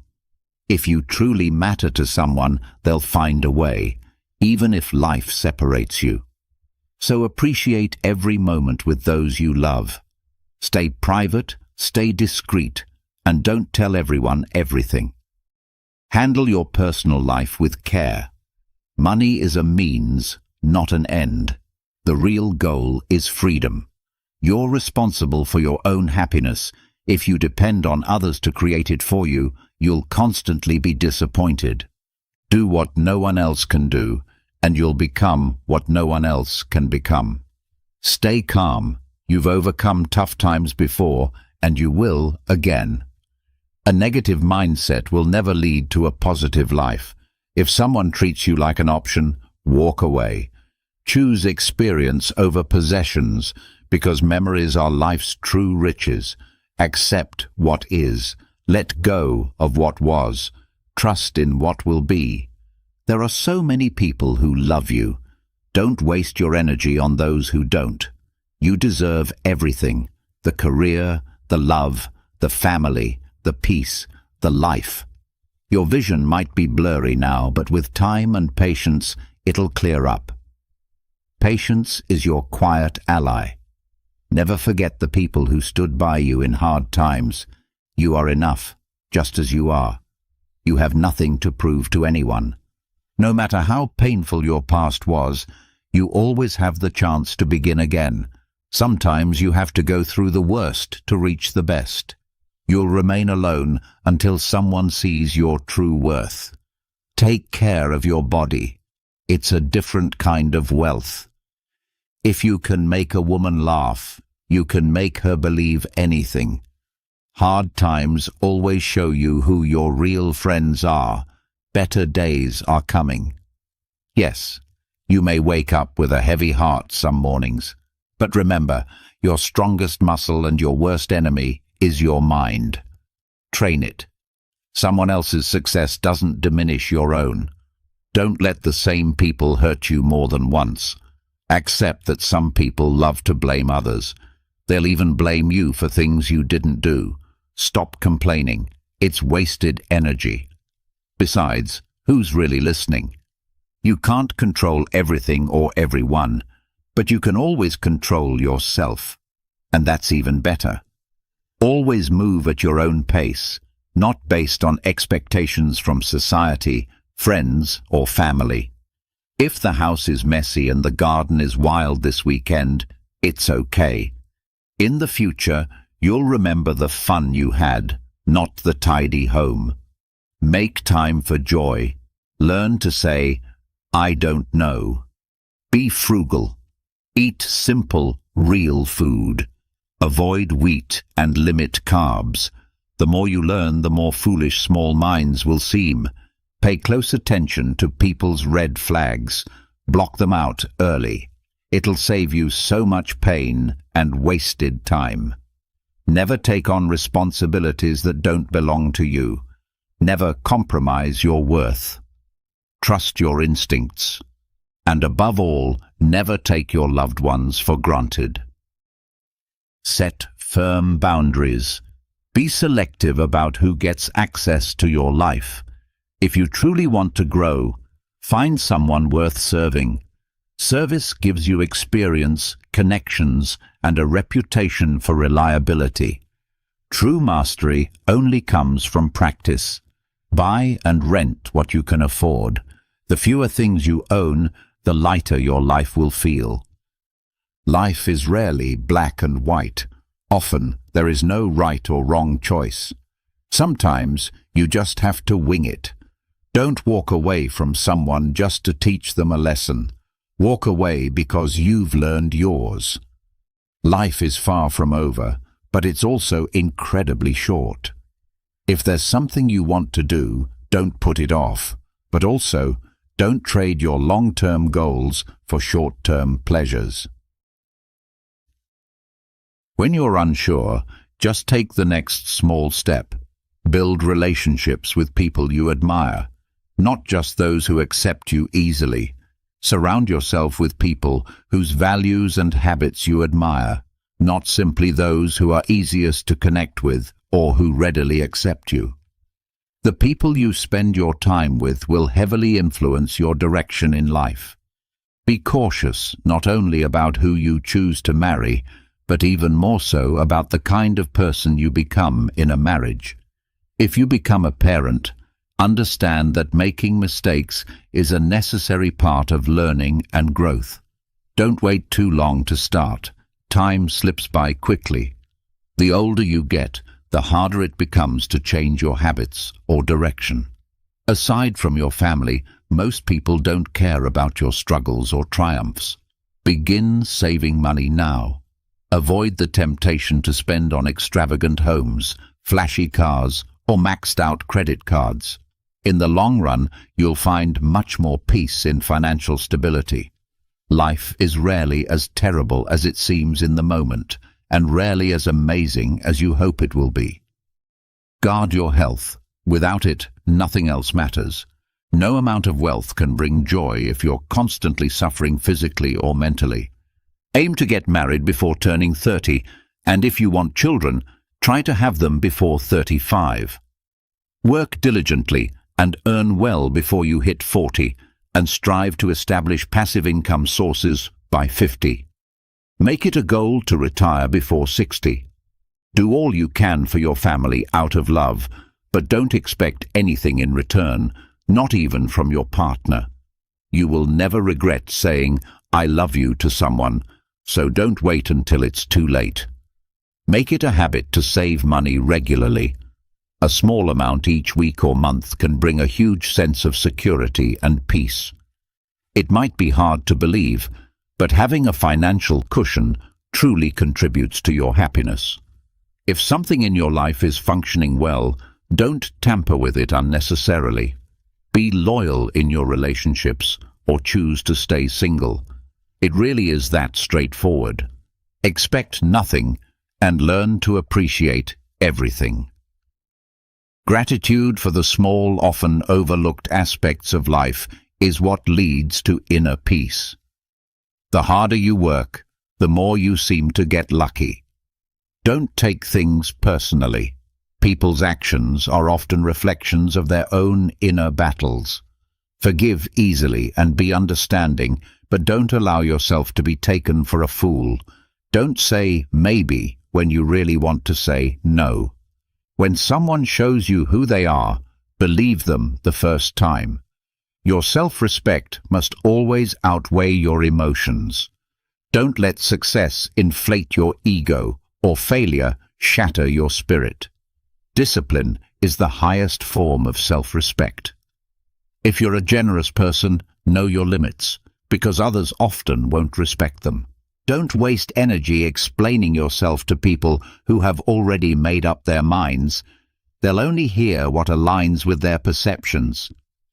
Accept constructive criticism, but never tolerate disrespect. If there's something you truly want, don't give up. Waiting is hard, but living with regret is harder.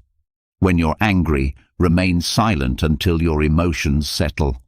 In life, you always have 3 choices: watch things happen, make them happen, or be confused about what just happened. Stay strong, even when it feels like everything is falling apart. People will judge you no matter what, so be true to yourself. You don't have to win every argument. Sometimes, agreeing to disagree is the wiser path. Live with no regrets, just lessons. Don't worry, just accept. Let go of expectations and embrace gratitude. Life is fleeting. The calmer your mind, the clearer your thoughts. The more genuine interest you show in others, the more engaging you will seem to them. If you never allow yourself to fall, you're just slipping through life. Hatred is a curse. It doesn't wound the one it's directed at, but it deeply harms the one who carries it. Let go of resentment like it's poison. We suffer more from our imagined fears than from actual reality. People evolve. Love can hurt. Friends might walk away. Life may not always go as planned, but it continues. So must you. Learn to say no without guilt. Explain your boundaries when needed and strive to be a good person, but don't waste your time proving it. Share your dreams sparingly, especially not with everyone you call a friend. Trust carefully. Keep your goals private until they are achieved. If you want to be seen as trustworthy, be honest. No one will care about your aspirations the way you do. You are the only person responsible for bringing them to life. Let go of past pain, but never forget the lessons they brought you. Controlling others may seem like power, but true strength lies in mastering yourself. Even the kindest souls have their limits. The path you choose matters more than how fast you're going. Control your thoughts, or they'll control you. Keep your personal life private. Discretion is strength. Don't make life-altering decisions when you're overwhelmed by fleeting emotions. To reach your highest self, you must first be capable of enduring the lowest points. As long as you're breathing, there's no obstacle you can't outlast. Thinking you're always right leaves no room for growth. Be patient. The best moments often arrive unannounced. Never regret any day.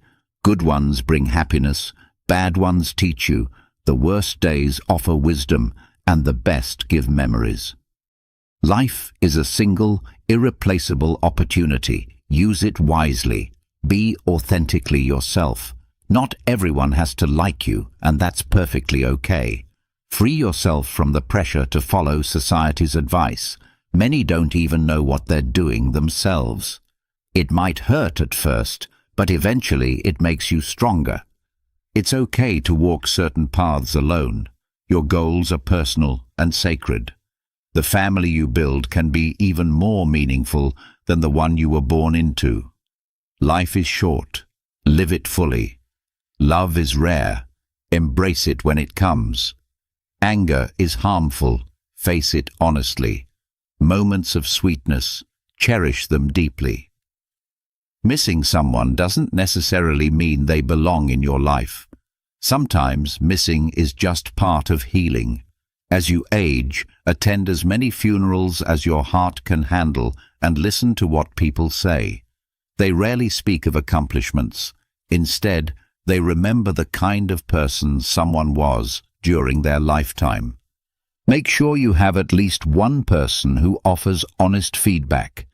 Be kind, generous, and gracious, but don't let others take advantage.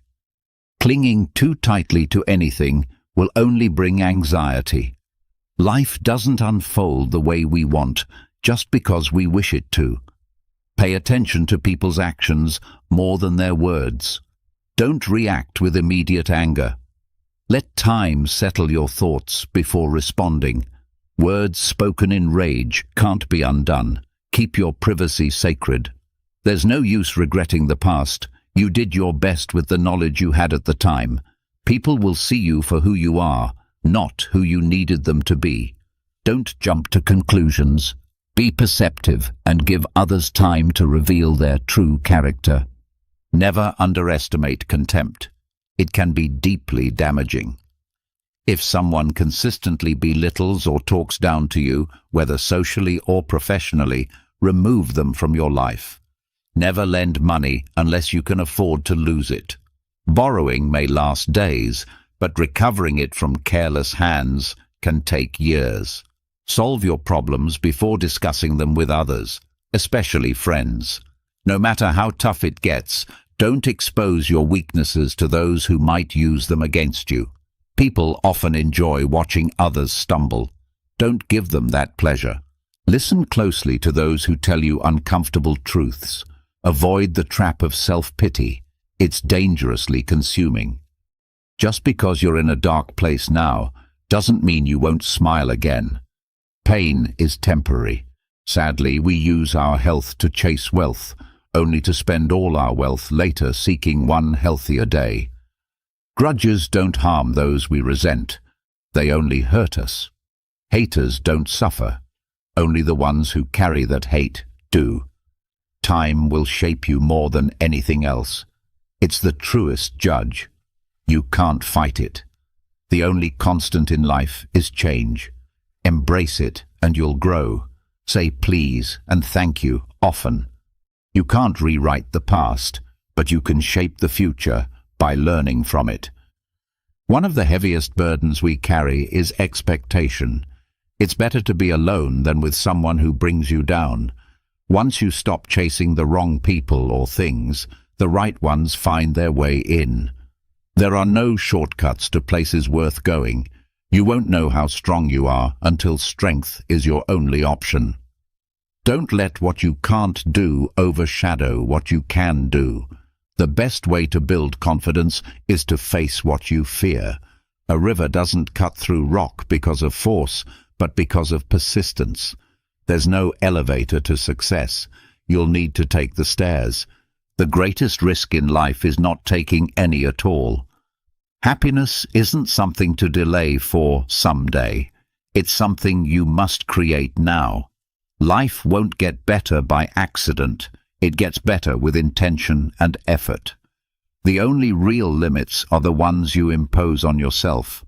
A small act of prevention is worth more than any cure.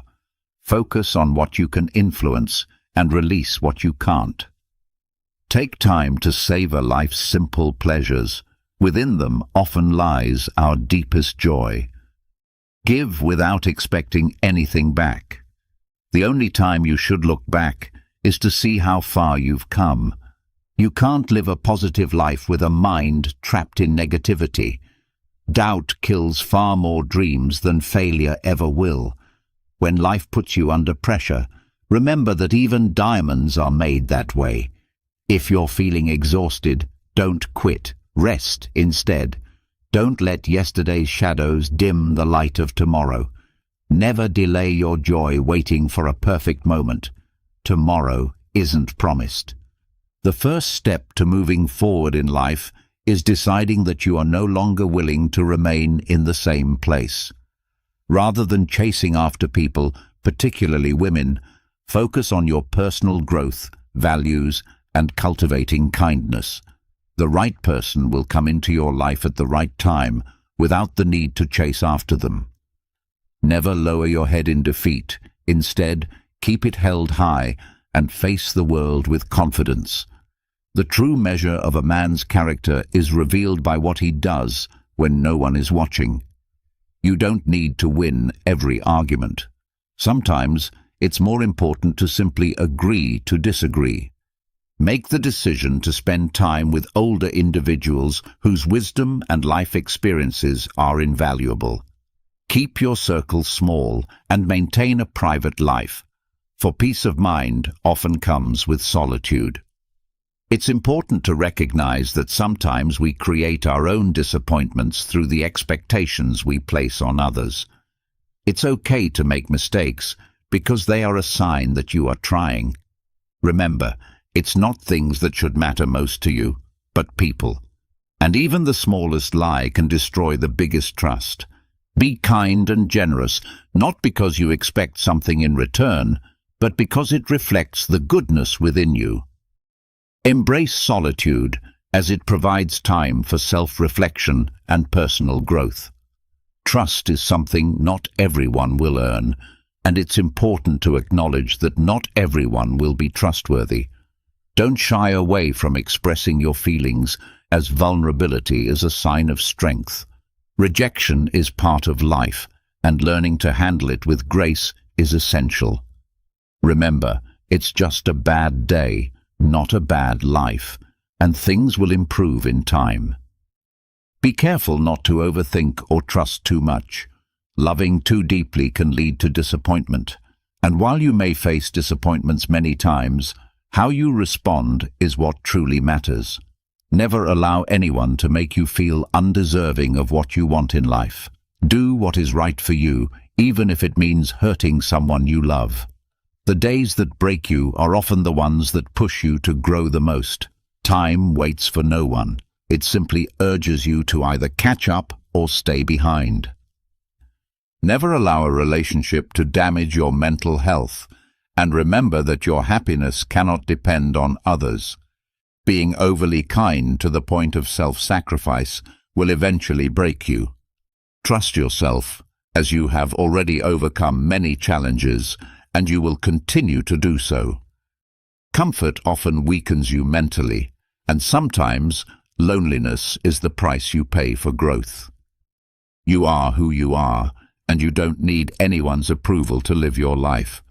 Learn more from what people do, rather than just listening to what they say. Don't expect anything from anyone, as this will save you from disappointment. Take advantage of every opportunity, because regrets often come from the chances we didn't take.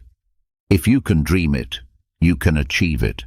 Stop oversharing with others, as everyone comes into your life for a reason, but if they are meant to stay, they will. Your past is never a mistake if you've learned from it. When someone avoids you, respect their space and move on. People may forget what you said or did, but they will never forget how you made them feel. Some people are destined to cross your path, but are not meant to stay forever. The direction you're heading in is more important than how fast you're moving. Never fall in love with the same person twice, because the second time you're falling in love with the memories, not the person. View failure as a valuable teacher and a necessary stepping stone towards success. Celebrate even the small victories because they pave the way for larger accomplishments. Surround yourself with those who bring you peace and spend more time with them. Never be afraid to treat people the way they treat you. Be authentic and don't waste time on people who don't value you. Never hesitate to invest in yourself, as it pays off in the long run. Stop doubting yourself and believe in your potential. You can learn more about a person by what they say about others than by what others say about them. Trust your heart to guide you and let your mind lead you safely toward your goals. If you rely too heavily on one and neglect the other, you will lose balance. Life is a one-time experience, so do what makes you happy. You can't achieve great things if you're distracted by trivial matters. Remember that 5 years ago, you dreamed of being where you are today. Not everyone needs to be your friend, and that's perfectly okay. You don't always have to be on the move, doing something all the time. Take time to relax and give back, whether through a kind gesture or by helping someone in need. Everything happens for a reason, so don't be afraid to experience suffering. It's a natural part of growth. Don't sacrifice your health to make money, as you'll likely end up spending that money trying to recover your health. Be kind to others, but don't allow them to take advantage of your generosity. Your efforts are never wasted, even if others don't appreciate them. How others perceive you is not nearly as important as how you view yourself. To live like a king, you must work tirelessly toward your goals.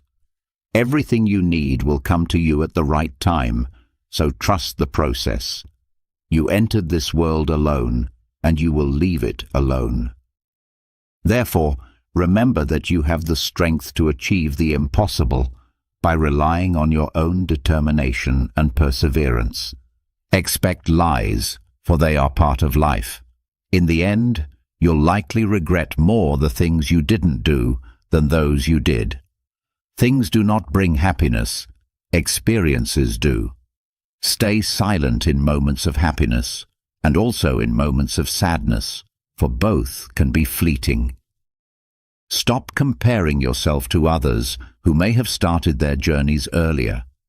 Focus on your own path, for you cannot change the beginning, but you can start right now and alter the end. If you waste money, you can always earn it back. But if you miss an opportunity, it may never return. Live with open eyes, ears, and heart, because strong people tend to be simple. You spend your first 20 years worrying about what others think of you, your next 20 swearing you no longer care, and then you realize, in your later years, that others are not thinking about you as much as you once believed. Never reveal your weaknesses to others. Always strive to showcase your best qualities, and never let your enemies see you at your lowest. Time passes swiftly. One day you're 30, and the next you're 50. Plan now how you want the rest of your life to unfold. Excellence is not a gift. It is a skill that requires practice. We don't perform excellently because we are inherently excellent. We achieve excellence by consistently acting with intention, effort, and intelligence. Our choices, not chance, determine our destiny. Friendship is a quick bond, but true friendship is something that matures over time. Happiness is the ultimate goal of life, the meaning and purpose behind our existence. A friend to all is often a friend to none. Patience may be bitter in the moment, but its fruits are sweet for those who learn to endure. Parents who educate their children well deserve greater honor than those who simply gave them life, for it is education that shapes the future. Music and the arts provide the keys to understanding life as they touch the deepest parts of our souls. Poets, though sometimes unaware of their own understanding, express what cannot be said plainly. To know oneself is the beginning of all wisdom, and an educated mind can entertain different thoughts without immediately accepting them. True friendship is when two souls are intertwined in understanding and trust. Educating the heart alongside the mind is what truly constitutes an education. Hope is the waking dream that drives us forward, for no great mind has existed without a touch of madness. Happiness is within our control, and while anyone can become angry, true mastery of emotion is being able to direct it toward the right person at the right time and for the right reason. Excellence is never a result of accident. It is the culmination of intention, effort, and intelligent choices. Friends may come easily, but true friendship requires time. Patience, though hard to cultivate, yields sweet rewards for those who persist. The most worthy individuals to honor are those who have educated and nurtured you, for it is their wisdom that will carry you through life. Children, though given life by their parents, are more deserving of our respect and admiration because it is the mentors, the ones who teach them, who truly shape their future. Living well is often perceived as a struggle, but once a person conquers their fears, they will experience a profound sense of freedom. Those who seek knowledge, who strive to understand, and who take the time to impart that wisdom to others, are the ones who will experience true freedom and fulfillment. Educated individuals stand apart from the uneducated, just as the living stand apart from the dead.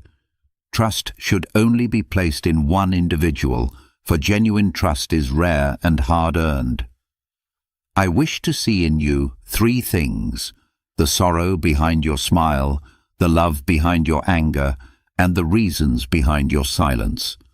If your absence doesn't make a difference to anyone, it suggests that you may never have truly mattered in their lives. Strive not for applause, but to work for a cause that is greater than yourself. Express yourself fully, not for the sake of impressing others, but because it is who you are. What occupies your thoughts will ultimately shape your reality. If challenges don't come your way, you'll remain unchanged. Be humble enough to admit when you're wrong and wise enough to remain silent when you're right. Understand that the moment you realize you deserve better, letting go will be the most empowering decision you can make. Always distinguish between what you are receiving and what you truly deserve. Never fear being different. Fear only the urge to outshine others for the wrong reasons. Respect is earned through honesty, trust through appreciation, and loyalty is something that is returned when you have been true to others. Remember, you must endure difficult days in order to fully appreciate the best ones. Every expert was once a beginner, and though the truth may cost nothing, a lie could cost you everything. Strength should be balanced by gentleness, for too much resistance can lead to breaking. A truly strong individual knows when to act with force and when to show restraint. The course of fortune and disaster often depends on knowing when to give up and when to persist. Those who lack the capacity to endure hardship are often the ones who face the greatest suffering. Sometimes, all we can do is endure our pain until the time comes when it can be healed or resolved. To solve a problem, it's essential to address its cause, not just its symptoms. The highest form of knowledge is knowing that we don't know everything, while the greatest torment comes from thinking we know when we truly don't. True intelligence lies in understanding others, while wisdom is found in understanding oneself. Strength is about dominating others, but true power is about controlling oneself. A branch that is too rigid will break, and too much resistance ultimately leads to destruction.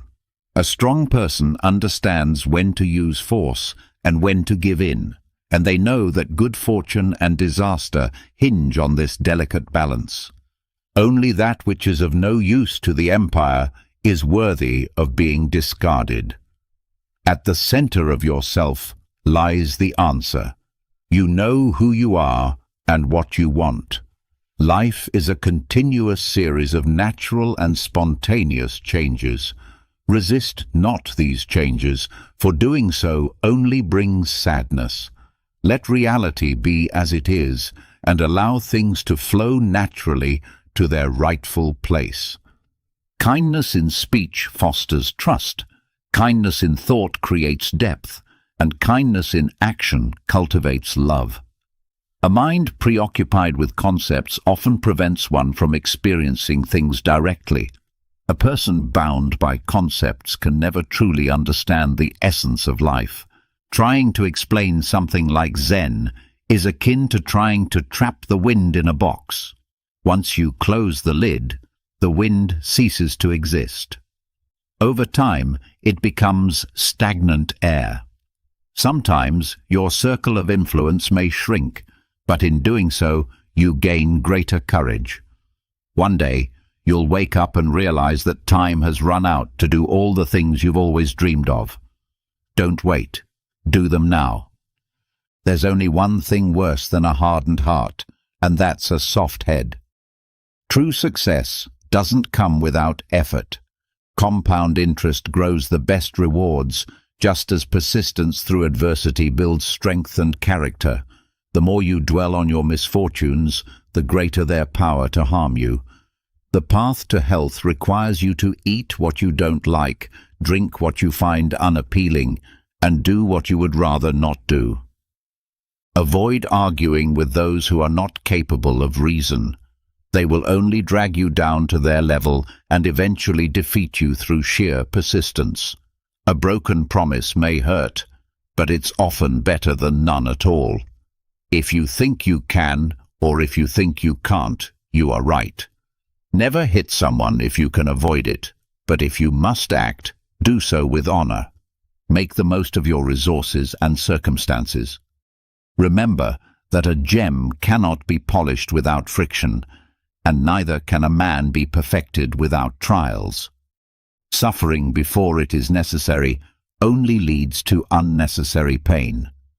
We should not follow the crowd blindly, but rather choose our own path, even if it leads us away from the popular one. We often love ourselves more than others, yet we care more about the opinions of others than our own. Luck is simply what happens when preparation meets opportunity. Live as though you are already dead. All that remains is how you live the present moment. Focus on now, for everything else is either in the past or unknown.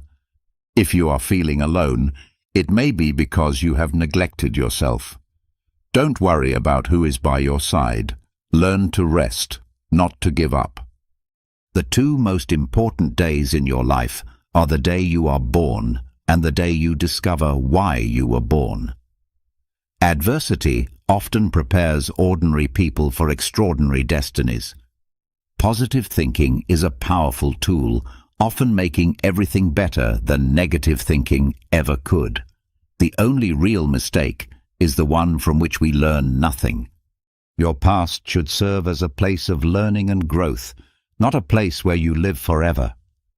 Don't rush the process. Trust that big things take time. Big dreams require healthy habits, and healthy habits require self-discipline. If you can stay positive in a negative situation, you will find victory. Sometimes you win. Sometimes you learn. Take a deep breath. It's just a bad day, not a bad life. You may fall 7 times, but you get up 8. If you believe it will work, you'll see opportunities. If you believe it won't, you'll only see obstacles. If you don't try, it will never happen. Don't give up on yourself. There's a reason why you began this journey toward becoming your best self. What you think in your mind becomes your reality. Making mistakes is better than pretending to be perfect. Accept what is, let go of what was, and have faith in what will be. The calmer you are, the clearer your thoughts will be. The moment you want to give up is often when you need to push forward the most. Control your thoughts, or they will control you. Become a ghost. Forget about seeking attention and simply grow in private. 2 qualities define you: your patience when you have nothing, and your attitude when you have everything. Don't give up. Nothing lasts forever, not even pain. Keep things private until they're permanent. You only fail when you stop trying. You don't need more time. You need fewer distractions. Learn to value yourself above others. Tranquility comes when you let go of what is behind you, allowing you to focus on what lies ahead. To be your best, you must be prepared to face the worst. A goal without a plan is merely a wish. Life is about being yourself. Don't lose who you are by trying to be someone else. If life were predictable, it wouldn't be life. It would be tasteless. Life is like a coin. You can spend it however you wish, but you only get to spend it once. Practice self-compassion, for we are all human, and we all make mistakes. Time heals almost everything. Give it time. Sometimes you have to let go of something good to make room for something better. What others think of you is none of your concern. You can't move forward in life if you keep dwelling on the past. The best view comes after the hardest climb, and you'll never see a rainbow if you're always looking down. Hard times don't last, but strong people do. While you can't change the direction of the wind, you can adjust your sails to reach your destination. There are no shortcuts to worthwhile destinations. A river cuts through rock, not because of its strength, but because of its persistence. Focus on what you can control and leave the rest behind. The only time you should look back is to see how far you've come. Doubt kills more dreams than failure ever will. Diamonds are formed under pressure, and the first step to moving forward is deciding that you're not willing to stay where you are. Your true character is revealed by what you do when no one is looking. Don't waste your life trying to impress others. Stay away from those who make you feel small. No company is better than bad company. Don't compare your life to others, for you have no idea what their journey is like. Your life is your responsibility. Life may not always be fair, but it is still good. Those who are too afraid to take risks will never succeed in life. Do yourself a favor. Get rich in experiences, because life becomes easier when you have wealth, not time. To avoid disappointment, don't expect anything from anyone. Stress may be temporary, but the lessons it teaches last a lifetime. Keep moving forward, trust the process, and do it better next time. The harder you work, the luckier you'll become. If you are generous, remember to learn your limits, because not everyone will share the same generosity. In life, you have 3 choices. You can see things happen, make things happen, or wonder what happened. Live with no regrets, only lessons learned. Practice acceptance, gratitude, and be at peace with life, for it is too short. The more you care for others, the more fascinating you will find yourself. Show interest, as we tend to suffer more from the imagination of things than from reality. It's true that people change. Love can be painful, friends may leave, and things can slip away. But remember that life continues. Don't reveal what you're working on until it's complete. Your hopes and dreams are yours alone, and only you have the power to make them come true. Forget the hurt, but never forget the lessons it taught you. Strength comes from dominating others, but true power lies in mastering yourself. The path you choose is far more important than how fast you move along it. Never regret a day in your life. Good days bring happiness, bad days bring experience, the worst days bring lessons, and the best days bring memories. Life is fleeting, make the most of it. Love is complex and strange, hold on to it. Anger is destructive, let it go. Fear is paralyzing, face it. The people who are dear to you are precious, cherish them. Be cautious about relying too much on anyone in this world, for even your shadow will leave you in the dark. Never forget that some of your greatest moments have not yet occurred. Bad habits are like a comfortable bed, easy to fall into, but hard to escape. No one is truly too busy. It's all about priorities. If something makes you happy, keep it to yourself. Be careful with whom you place your trust, as some may seem sweet on the surface, but hide hidden motives. Time always reveals how much you mean to others. Stay calm. You've faced challenges before, and you'll overcome them again. If people treat you as an option, then leave them as a choice. Value experiences over possessions, for memories are the true treasures of life.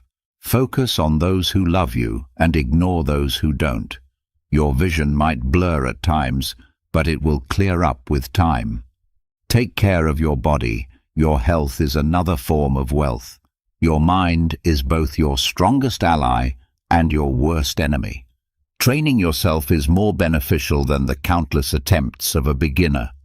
In politics, we tend to think that anyone who knows how to win votes can effectively govern.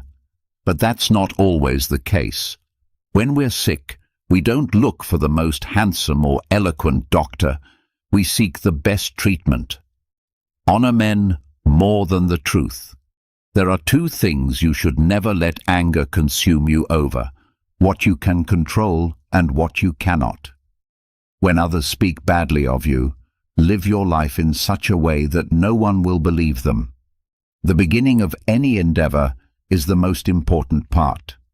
Ask yourself, are we awake, or are all our thoughts just dreams? The purpose of education is to help us love the beauty of knowledge. A house with a library has a soul. Necessity is the mother of invention. Those who can see beyond the shadows and lies of their culture will often never be understood, let alone believed, by the masses.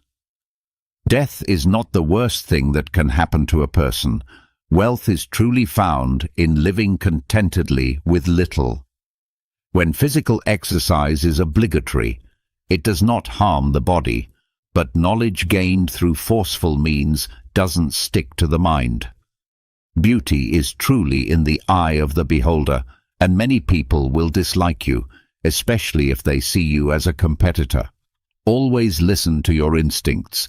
They will reveal truths you wouldn't expect. Rule your life with your mind, not your emotions. Every bad decision we've made in life was more emotionally driven than rational. Trusting yourself is a virtue. Life isn't about having good cards. It's about playing a bad hand well. Thousands of candles can be lit from a single flame, and your life will not be shortened by sharing happiness. At first, you choose a partner based on appearance, but you will later realize that values, not looks, will guide how you raise your children. If you expect the world to treat you fairly just because you're fair, you are deceiving yourself. Learn to say what you mean and mean what you say. Resentment is like drinking poison and hoping it will hurt your enemies. You can always make money, and the world won't end because you don't have a fixed income. Something else will come along. Your friends want you to do well, but not better than them. Don't worry about the average of the 5 people you spend the most time with. This is real. If you want to know someone, observe the 5 people they interact with the most. When you're trying to break a habit, don't tell yourself it's the last time you'll do it. Tell yourself it's the first time you won't.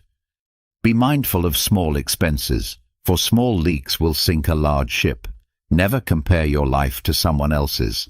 Their life may appear better, but they have struggles you've never heard of. If they don't have what you want, don't listen to what they say.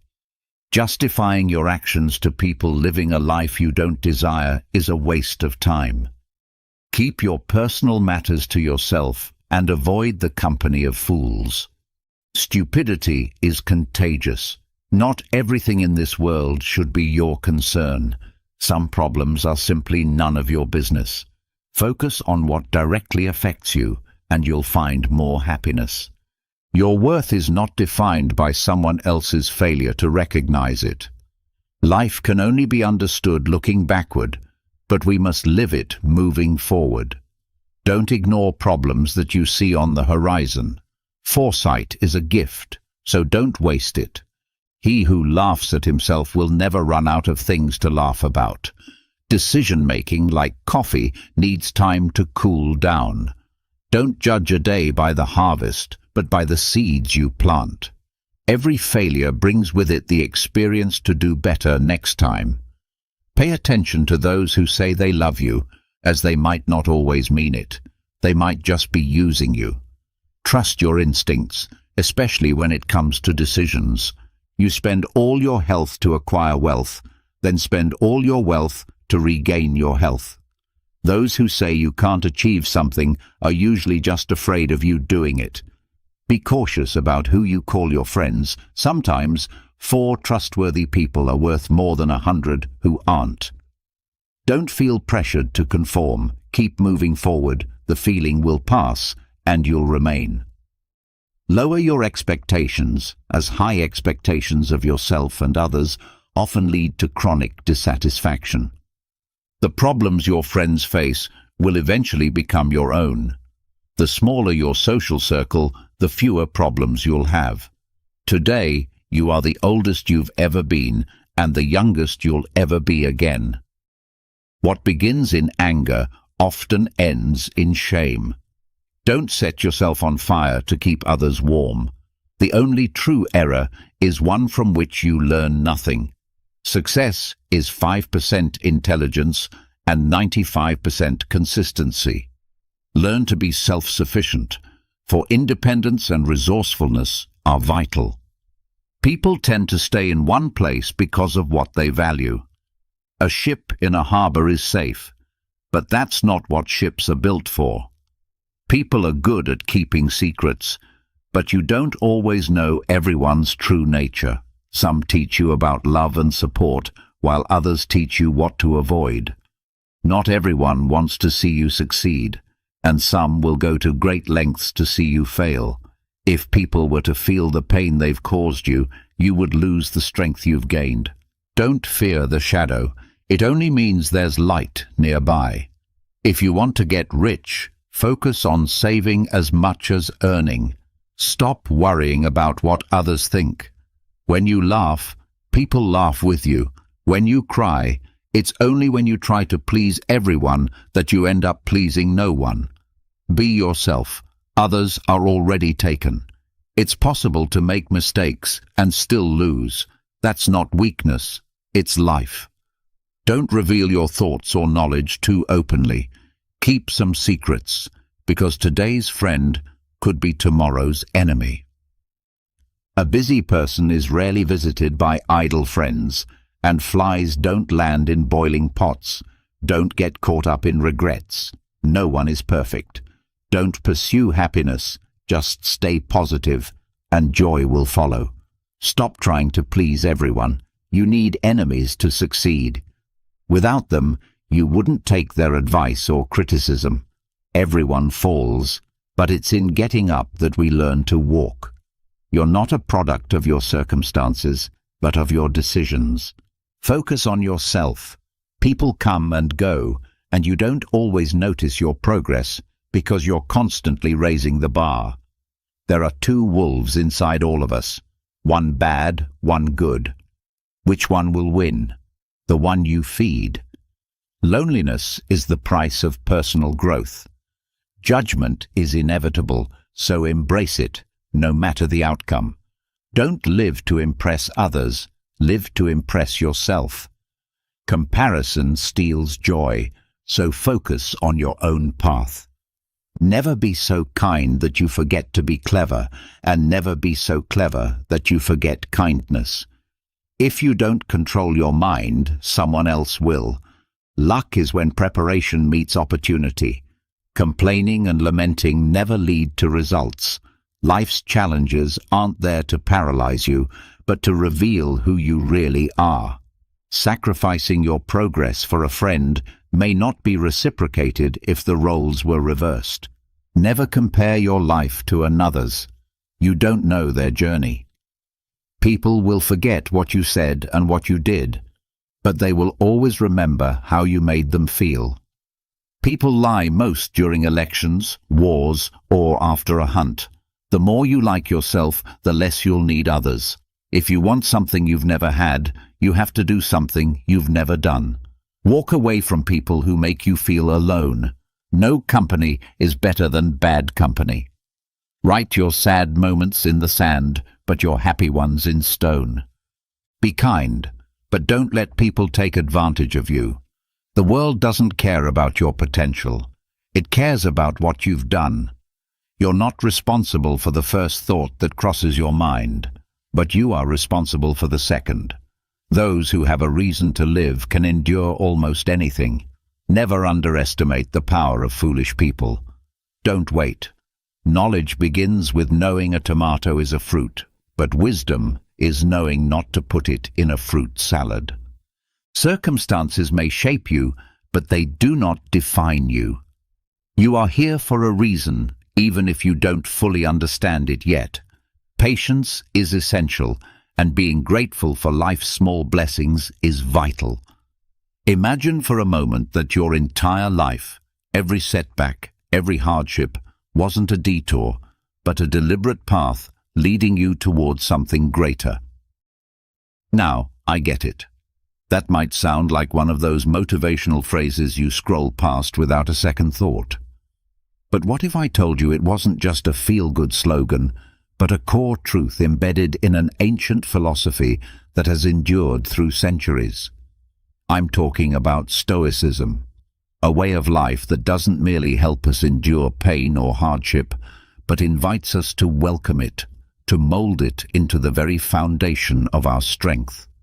Today, we're diving into the soul of Stoicism to explore how this age-old wisdom isn't just a source of comfort in dark times, but a practical guide to living each day with meaning, resilience, and purpose. Whether you're dealing with personal turmoil, career hurdles, or the endless noise of everyday chaos, Stoic teachings offer more than survival tactics. They offer a philosophy for thriving.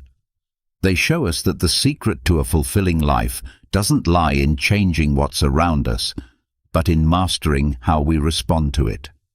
So if you've ever felt like you're swimming against the current, if you've ever wondered how to remain grounded in the midst of life's storms, or if you're simply curious about how the ancient can transform the modern, you're exactly where you need to be. Join me on this path as we unlock the power of Stoicism, discovering how to turn life's obstacles into the very fuel that drives our evolution. And while we embark on this shared journey, don't forget to subscribe and stay tuned. Every part of this exploration is designed to uplift and transform, and you won't want to miss a single second of it. Have you ever realized you're settling for less than you're capable of? Many of us drift through our days, weeks, even years without questioning the invisible limits we've placed on ourselves. This is where one deceptively simple yet profoundly powerful question comes into play. Why not? At first glance it seems basic, But this question has the potential to dismantle the fears and complacency that quietly confine us. Now, let's inject this with some Stoic insight. The Stoics didn't believe in waiting for life to happen to them. They were active participants, constantly examining their actions and motives through the lens of virtue and continuous self-improvement. When a Stoic encountered a challenge or a moment of decision, they asked themselves, why not choose the path that promotes growth? This wasn't about being reckless. It was about making thoughtful, intentional decisions that align with who they were and who they were striving to become. So the next time you stand at a crossroads, uncertain or hesitant, challenge yourself. Why not pursue that goal? Why not take the risk? Why not believe in yourself and move toward your vision? It's in those decisive moments that the trajectory of our lives begins to shift. But this question isn't just about confronting external roadblocks. It also forces us to face the internal voices that whisper doubts and promote safety over progress. It challenges the fear of failure, the comfort of routine, and the lies we tell ourselves about what we can or can't do. It's a wake-up call to rise above mediocrity and claim the extraordinary potential that lies dormant within us. Think of every Stoic figure you've read about. Marcus Aurelius, Seneca. They weren't seeking comfort. They embraced struggle as a vehicle for becoming stronger, wiser, and more virtuous. That's what you do when you ask, why not? You step into life with intention. You commit to growth. You move forward with courage.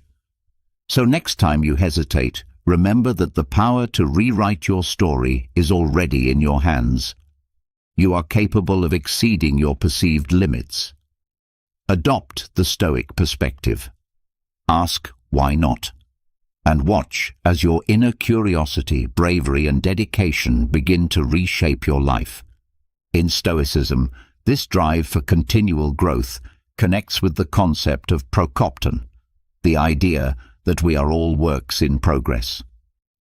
The Stoics weren't chasing flawlessness. They were dedicated to progress, steady, disciplined, and intentional progress. They focused on what they could control, their actions, their character, and how they chose to respond to life's inevitable fluctuations. They understood that meaningful progress lies at the heart of a fulfilling life. Whether it's honing a professional skill, deepening a meaningful relationship, or nurturing inner peace, growth is the foundation of everything that brings purpose. When you become obsessed with improvement, you align with one of Stoicism's highest virtues, self-mastery. You pursue excellence not for recognition, but because it's the purest expression of living in accordance with your values.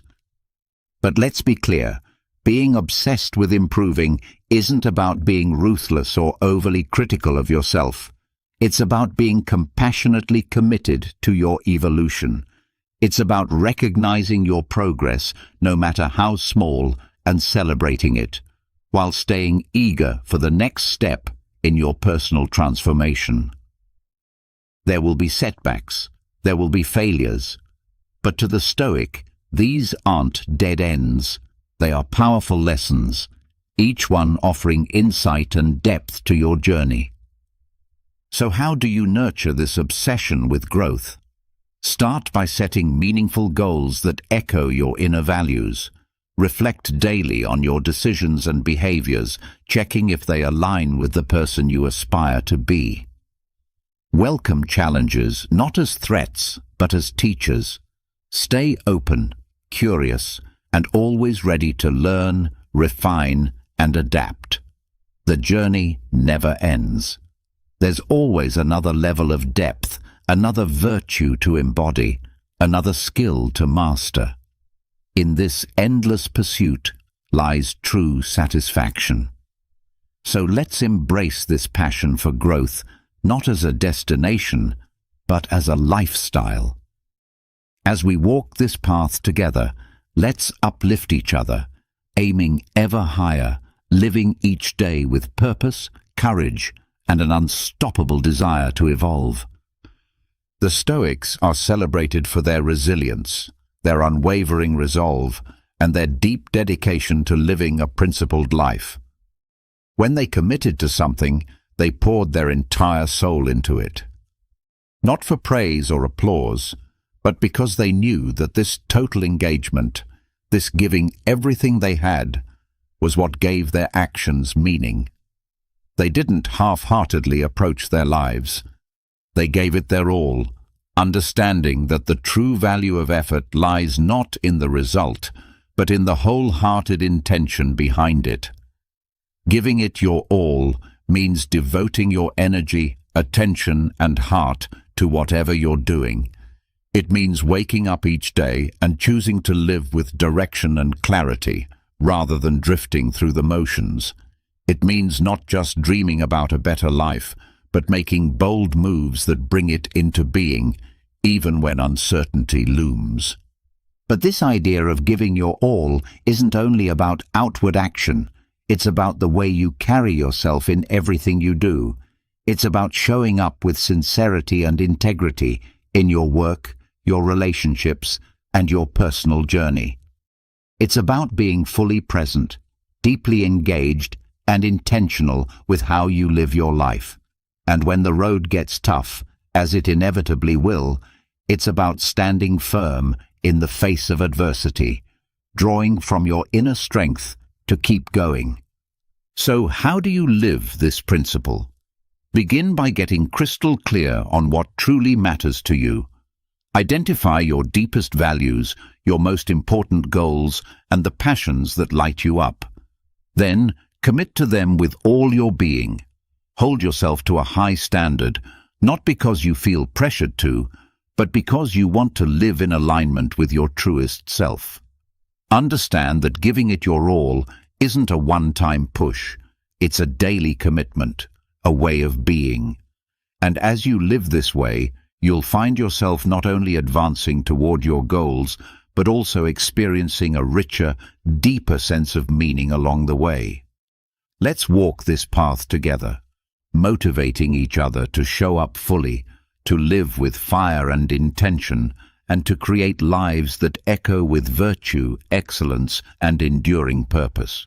Because in the end, what truly matters is not just what we achieve, but who we become through it all.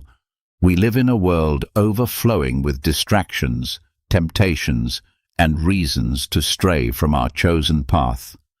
But real transformation happens when you decide to stay committed, despite the noise. When you remain grounded in your values and your journey, you take a stand for something higher. You honor your truth, your direction, and most importantly, your inner self. The Stoics understood the chaotic nature of life. They knew how easy it was to veer off course. But they also recognized the immense power of remaining faithful to your principles. For them, staying on the path wasn't just a matter of achieving goals. It was a reflection of character, of integrity. So what does staying on your path look like for you?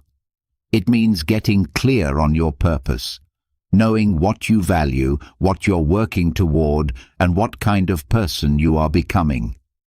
It means fixing your eyes on your internal North Star and letting it guide you through life's storms. But, and this is vital, staying the course doesn't mean becoming rigid or unmoving. Life is fluid, unpredictable. True commitment to your path includes the wisdom to adapt. It's about learning, adjusting, and evolving in a way that remains true to your core. Your flexibility must be rooted in your values, not swayed by external pressures or distractions. How can you ensure you're still aligned with your path? Start by cultivating self-awareness. Reflect often. Write down your vision and your values. Use them as your compass. Build the discipline to make aligned choices, even when they're hard. And when you encounter setbacks, don't see them as reasons to quit. See them as the very moments that test and strengthen your resolve. We're taught to focus on results, to chase the prize. But Stoicism offers us a liberating truth, that there's immense peace and power in detaching from outcomes. This shift in mindset allows us to focus on what we can control, our effort, our virtue, our commitment to the process. It's a way of living that brings true freedom, and it's where the real magic begins. The Stoics remind us that some aspects of life are within our control, while others are not. What we can govern are our choices, our intentions, our efforts, and our mindset. But the results of those efforts often depend on external factors that we simply can't influence. When we become overly attached to outcomes, we open ourselves up to disappointment, frustration, and even despair, because we're grasping at something beyond our reach. So what does it actually mean to take the focus off the results? It means committing yourself completely to whatever you're doing, whether it's a work assignment, a personal ambition, or a meaningful relationship, and doing it wholeheartedly. It's about immersing yourself in the process, tackling its challenges, and embracing the lessons it offers, without becoming emotionally tethered to how things turn out. Think about the freedom that comes from engaging in your work with passion and care, not for the sake of rewards, applause, or external success, but because you genuinely believe in what you're doing. That's the core of Stoic wisdom, discovering fulfillment and meaning in your actions themselves, not merely in their consequences. Now, that doesn't mean you should stop caring about success or abandon your goals. Rather, it invites you to redefine what success actually means. It's about evaluating yourself by your actions and your character. Did you conduct yourself with integrity, courage, and perseverance? Did you grow through the experience? In the Stoic philosophy, these are the true indicators of a successful life. To adopt this mindset in your everyday life, start by revisiting your core values and identifying the person you aspire to be. Let these values guide your goals, focusing more on who you're becoming and what you're doing, rather than what you're hoping to receive in return. When you start feeling anxious or fixated on outcomes, gently remind yourself of what's within your control, your mindset, and your actions, and redirect your energy back to those. Picture your life as a mirror that reflects not only what you present to the world, but also the essence of who you are on the inside. If your inner world is full of fear, negativity, or resentment, those elements will inevitably color your experiences and relationships. On the other hand, if you foster virtues like kindness, strength, and honesty, those qualities will naturally radiate outward, drawing in more positivity and connection. The Stoics emphasized building a strong inner character because they understood this was the true cornerstone of a meaningful life. While you may not have power over external events, you always have the power to choose the person you want to be in response to those events. By dedicating yourself to being your best self, your life will begin to reflect those same qualities. But how do you bring this idea of becoming what you want to attract into your daily habits? Begin by engaging in thoughtful self-reflection. Observe your thoughts, your emotions, and your actions with honesty and compassion. Recognize where you have room to grow and intentionally work on cultivating the virtues that resonate with you, be it bravery during tough times, persistence in chasing your dreams, or empathy toward others. This journey isn't about perfection or pretending you don't stumble. It's about becoming deeply aware of your internal world and aligning it with your values. It's also about the willingness to keep growing, especially when things get hard. And when you make mistakes, as everyone does, it's about having the humility to learn and the strength to continue improving. Embracing this Stoic teaching gives you the power to shape your own reality. While you can't dictate what happens to you, you have immense influence over how you respond. As you align your inner world with your highest ideals, you'll find that the outer world begins to reflect that same harmony and depth. Now think back on the challenges you've encountered in your life. We've all had them, some minor annoyances, others life-altering hardships. The natural reaction might be to feel discouraged, frustrated, or even hopeless. But what if you could see those obstacles differently, not as roadblocks, but as opportunities in disguise? This is a central insight in Stoic thought. The Stoics didn't deny the reality of suffering. They acknowledged that life can be painful and difficult. Yet they also believed that within every hardship lies a chance for growth, a lesson that can lead to something greater. The way we react to obstacles shapes our experience far more than the obstacles themselves.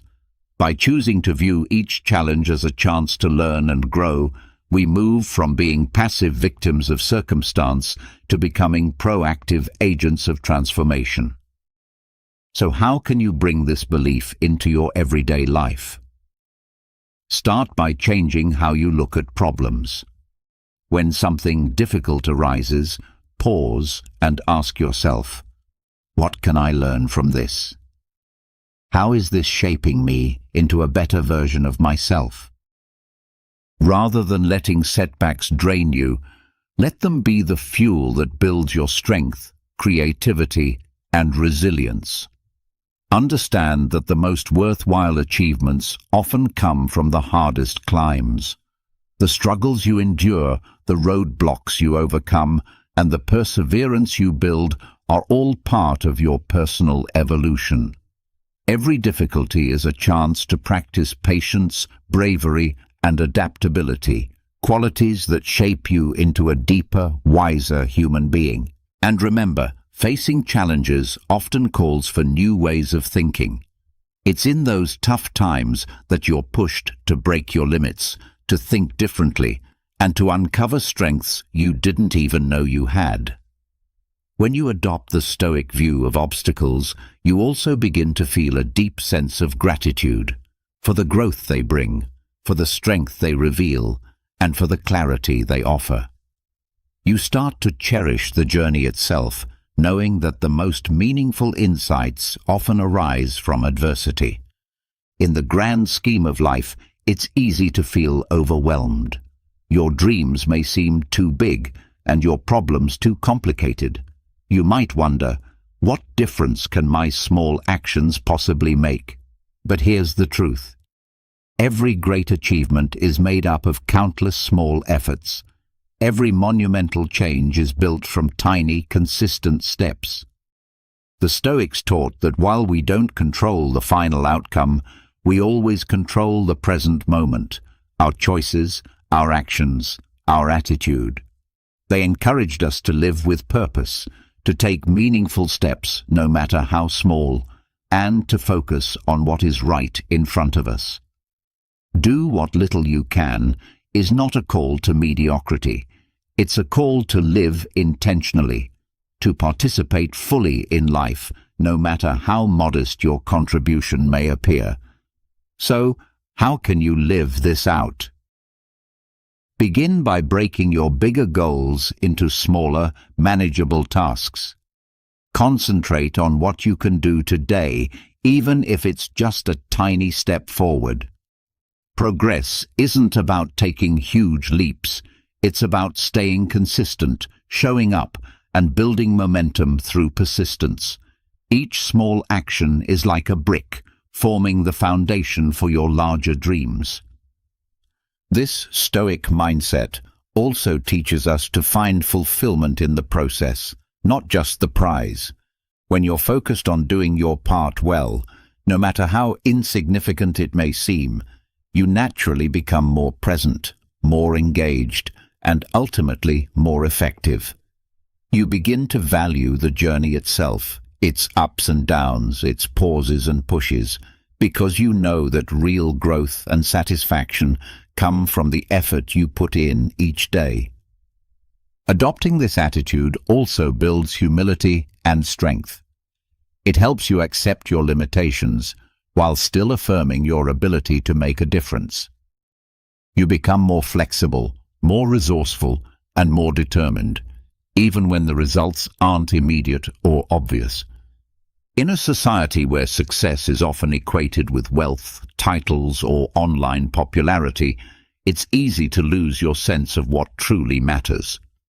But imagine stepping back and reconsidering how you define success altogether. The Stoics invite us to do just that. They argue that real success has nothing to do with possessions or public praise. Instead, it's about developing a character rooted in virtue, living in harmony with nature, and embracing your role as a human being with honesty and integrity. In this view, success isn't about winning in the eyes of the world. It's about being just, courageous, wise, and true to yourself, no matter your external situation. It's about living a life of purpose and principle, and that, according to the Stoics, is the highest achievement of all. This mindset is incredibly liberating because it shifts the power back to us.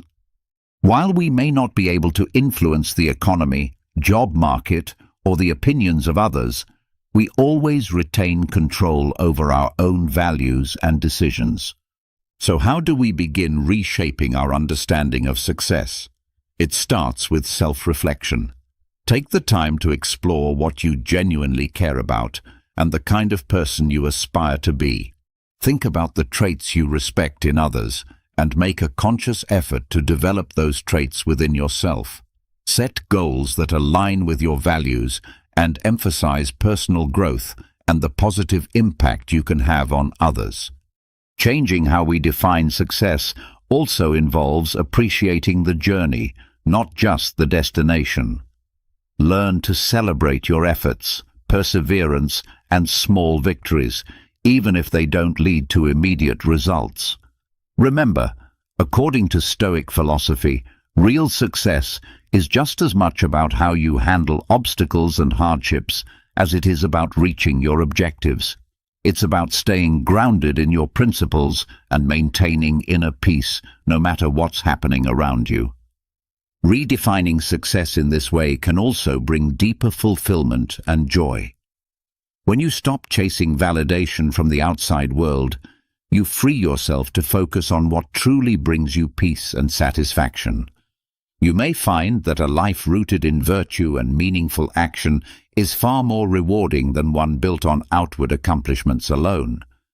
In today's culture, where approval from others is often mistaken for success, it's easy to forget who we are and what truly drives us. We get caught up in seeking validation, trying to be liked, admired, or accepted. But Stoicism offers a powerful remedy for this outward focus.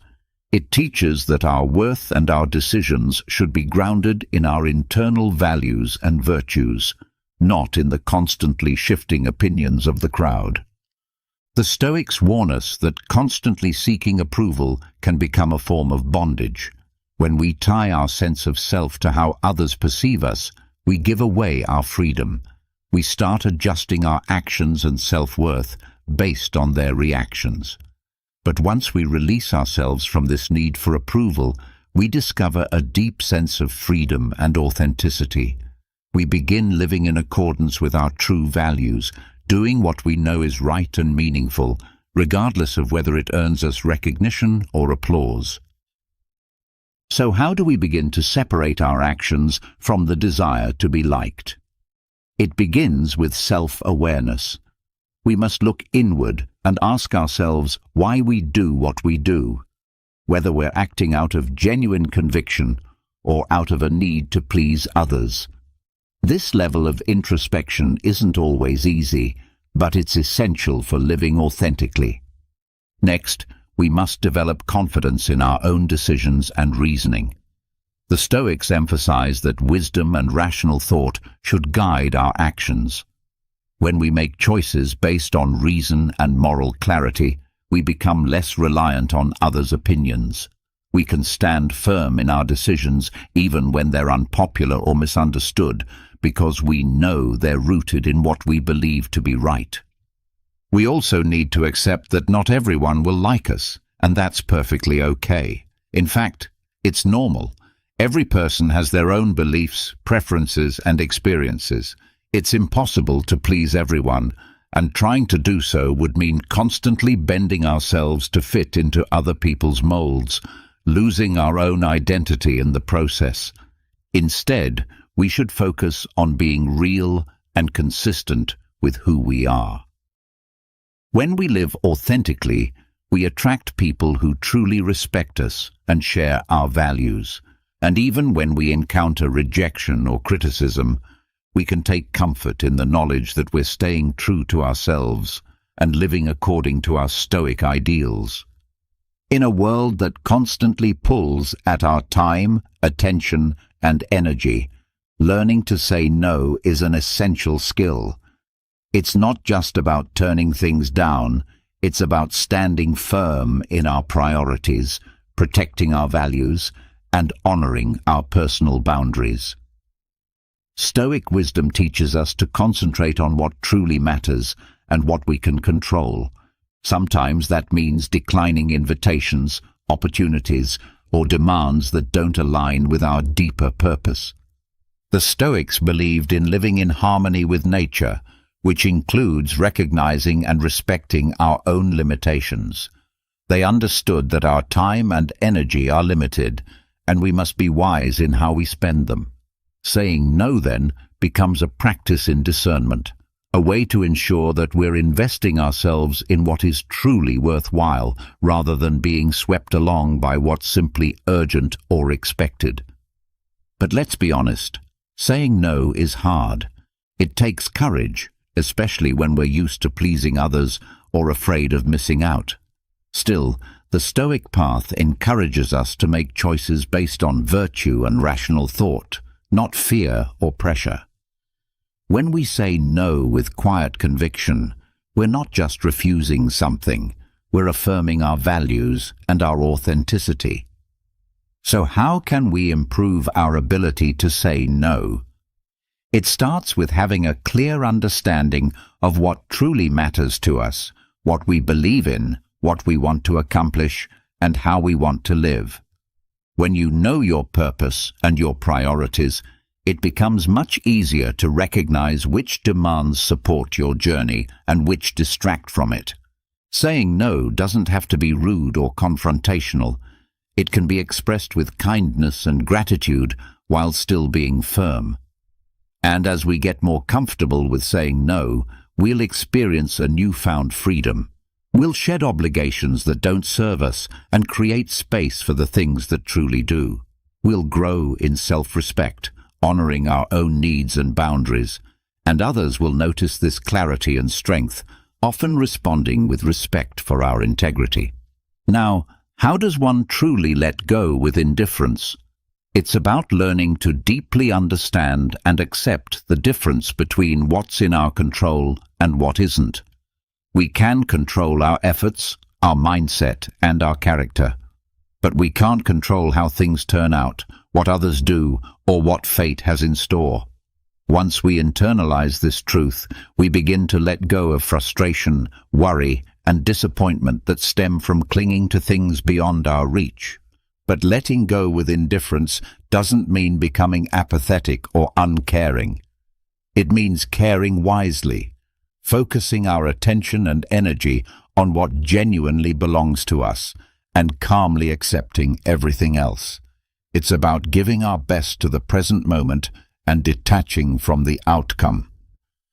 Imagine how much lighter life would feel if you stopped obsessing over every missed opportunity or unexpected setback. What if you could resist being pulled into every bit of drama that has nothing to do with your core values or responsibilities? That's the peace that Stoicism offers, a deep, steady sense of resilience and balance, no matter what storms life may bring. To develop this mindset, we must begin with mindfulness. Pay attention to your reactions. Practice gently reminding yourself of what you can and cannot control. Like any valuable skill, this takes time and repetition. Start with the small frustrations of daily life and gradually work your way up to greater challenges. And as you practice, you'll notice something extraordinary. The less you try to control what's out of your hands, the more mastery you gain over your own mind and responses. You'll find a stillness inside you that remains untouched by chaos, a quiet strength that allows you to stay composed and focused, even when life becomes unpredictable. As we move forward on this path, guided by the teachings of Stoicism, we come to understand that our true power doesn't come from external circumstances. It resides within us. It lives in our capacity to choose our responses, to center our attention on what genuinely holds value, and to release our attachments with grace and acceptance. Always remember, the journey to inner peace and lasting fulfillment doesn't lie in chasing recognition, achievements, or material wealth. It is found instead in nurturing our character, in building resilience, and in developing a profound sense of serenity within ourselves. Thank you for walking alongside me on this path today, for being a meaningful part of this Stoic journal. I invite you to keep growing, keep exploring, and keep diving deeper into this ancient yet timeless wisdom by watching one of the recommended videos now appearing on your screen. Together, we continue to evolve, becoming stronger, wiser, and more firmly rooted in the values that lead us toward a life rich in purpose and authenticity. You don't really need anyone, or at least that's what it might seem like at first glance. Yes, friend, it may sound like a bold or even controversial statement in today's world, which is deeply immersed in social media, constant external validation, and a profound fear of loneliness. Yet, Stoic philosophy offers some valuable wisdom to counter this. You are enough as you are, your virtues, your flaws, and even those nagging doubts that sometimes keep you awake at night. The truth is, you don't need a partner to complete you, a friend to cheer you on, or an influencer on Instagram to guide your life. Everything required for your happiness is already within you. The challenge is learning how to be your own best companion. And though this journey may not be easy, it is certainly worth undertaking. In this video, I will share 10 lessons that will help you release the burden of depending on others. Along the way, you will discover how to become your own best ally, because once you master this, you won't find yourself needing anyone. If you're ready to take the first step, stay tuned for the last lesson, as it will leave you truly speechless. But before we dive in, let me share a story to help you understand the depth of wisdom in this material.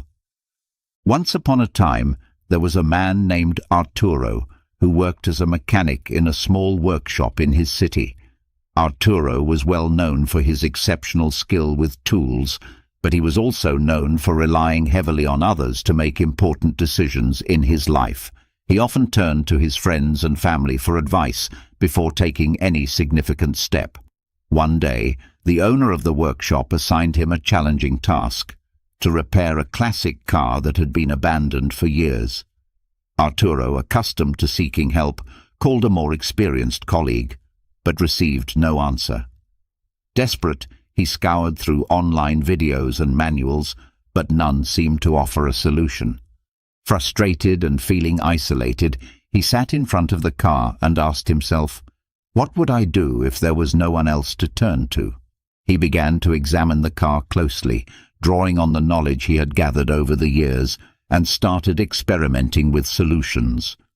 Slowly, with patience and persistence, Arturo identified the faults, and began fixing them. After hours of trial and error, he successfully repaired the car, and when he presented it to the owner, the man was astonished. "I thought you'd need help to fix it, but you did it on your own. How did you manage?" the owner asked. Arturo smiled and replied, "I realized that the best advice I can get is the one that comes from myself. When you trust your own ability to solve problems, you discover you have more tools than you ever imagined." The moral of this story is simple yet profound. In life, learning to trust yourself and your ability to face challenges is the key to true independence. It's not about never needing anyone, but knowing that when everything else fails, you can always rely on yourself. Now, before we dive into the lessons, I invite you to subscribe and activate notifications to keep up with all the latest updates. Let's begin with the first lesson. Learn to be your own best company. Have you ever felt like you need someone else to complete you? Maybe you've thought that if you had more friends, a more understanding partner, or the perfect job, your life would be infinitely better. But what if I told you that the real key to happiness isn't found outside of you, but deep within? Yes, it might sound like something out of a motivational book, but let me explain. True emotional independence, the kind that doesn't rely on anyone or anything, is a superpower that we can all develop. You might spend your life looking for someone who can complete you, but the reality is, the only person you truly need to feel whole and happy is yourself. It's not easy, I understand, but if you commit to it, you'll build such a strong relationship with yourself that no one else will be able to offer you what you already give yourself. This isn't about having a superficial relationship where you just look in the mirror and tell yourself, "I'm amazing." I'm talking about a deep connection that goes beyond your successes, your failures, or what others think of you. The Stoics practiced emotional self-sufficiency, and they believed that we don't need to depend on external circumstances to feel good about ourselves. This doesn't mean you become a hermit, shutting yourself off from the world. Rather, it means that when life doesn't go as planned, you can maintain your peace and inner calm without falling into chaos. Think about it like falling off your bike. Instead of crying about the scrape, you get up, smile, and keep going. That ability to bounce back quickly and not let anything or anyone knock you off balance is a skill you can develop. The key to achieving this is learning to enjoy your own company. Imagine yourself as a plant. If you rely entirely on rain or others for your survival, there will be times when you go without and you'll wither. But if you learn to extract water from the earth and become self-sufficient, it doesn't matter if it rains or not, you'll keep growing. This is the essence of inner strength. Not that you don't need others, but that you no longer depend on them for your sense of completeness. The path to this is simple. Make peace with your solitude and use that time to really understand yourself, to discover what makes you happy when no one else is watching. As the Stoics taught, reflection and introspection are essential tools for finding inner peace. And yes, it sounds cliché, but when you can be content with yourself, everything else will fall into place. The real lesson here is that true peace and happiness stem from your ability to be self-sufficient. Once you master the art of being enough for yourself, you'll realize that you never needed anyone else to feel whole. This doesn't mean you won't enjoy the company of others, but you won't rely on them for your happiness. Emotional independence is a gift you can give yourself. It's not achieved overnight, but with patience and practice, you can live fully without depending on external factors. As Epictetus said, "He who does not depend on anyone becomes the master of himself." Now, Let's move on to the second lesson. Learn to say no. Have you ever felt like the weight of the world is on your shoulders? Like you're just a doormat for everyone to unload their problems onto? I'm sure you've been there, but the truth is, you don't have to keep being the person that everyone turns to for help. The key to breaking free from this is an incredibly simple yet powerful tool: learning to say no. Stoic philosophy teaches us something very basic but vital. While we can't control everything, we do have the power to decide what we allow into our lives and what we don't. Imagine you're a wall. I know it sounds boring, but bear with me. A wall is impenetrable, and after a while, anything that tries to come in becomes a burden you can't release. Now, think of yourself as having a boundary, not a wall. Boundaries are clearly defined, allowing what's necessary to pass through, but keeping out what doesn't serve you. It's not about isolating yourself from the world, it's about setting limits to protect your well-being. Saying no isn't about rejecting the person asking, it's about rejecting what they're asking for at that moment. It's about not compromising your peace to meet the expectations of others. You won't be less loved or more loved by saying no. In fact, by respecting yourself and your boundaries, you'll earn more respect from others. The next time someone asks you for something, ask yourself, is this really important to me? If the answer is no, then you don't have to do it. Don't complicate your response with excuses. Simply say, I can't do it right now, or it's not something I can do. People will ultimately respect your sincerity more than any well-crafted excuse. At the end of the day, it's up to you to decide who can cross your boundaries and who must remain outside them. This isn't about becoming unapproachable, but about safeguarding what truly matters: your time, energy, and peace of mind. The Stoics understood this well. Living with purpose and without being swayed by the external pressures that others place upon us is a courageous act. Begin today by practicing the art of saying no. And if someone criticizes you for it, remember that a wall doesn't change its shape because of what others say, but a boundary knows where it should stand. Seneca wisely said that freedom begins when you learn to set limits without feeling guilty. The power of self-esteem is a fragile thing. We often let ourselves be influenced by what others think of us. One comment, one look, and suddenly we're questioning ourselves. It's as if our self-worth becomes a house of cards, vulnerable to a single gust of wind.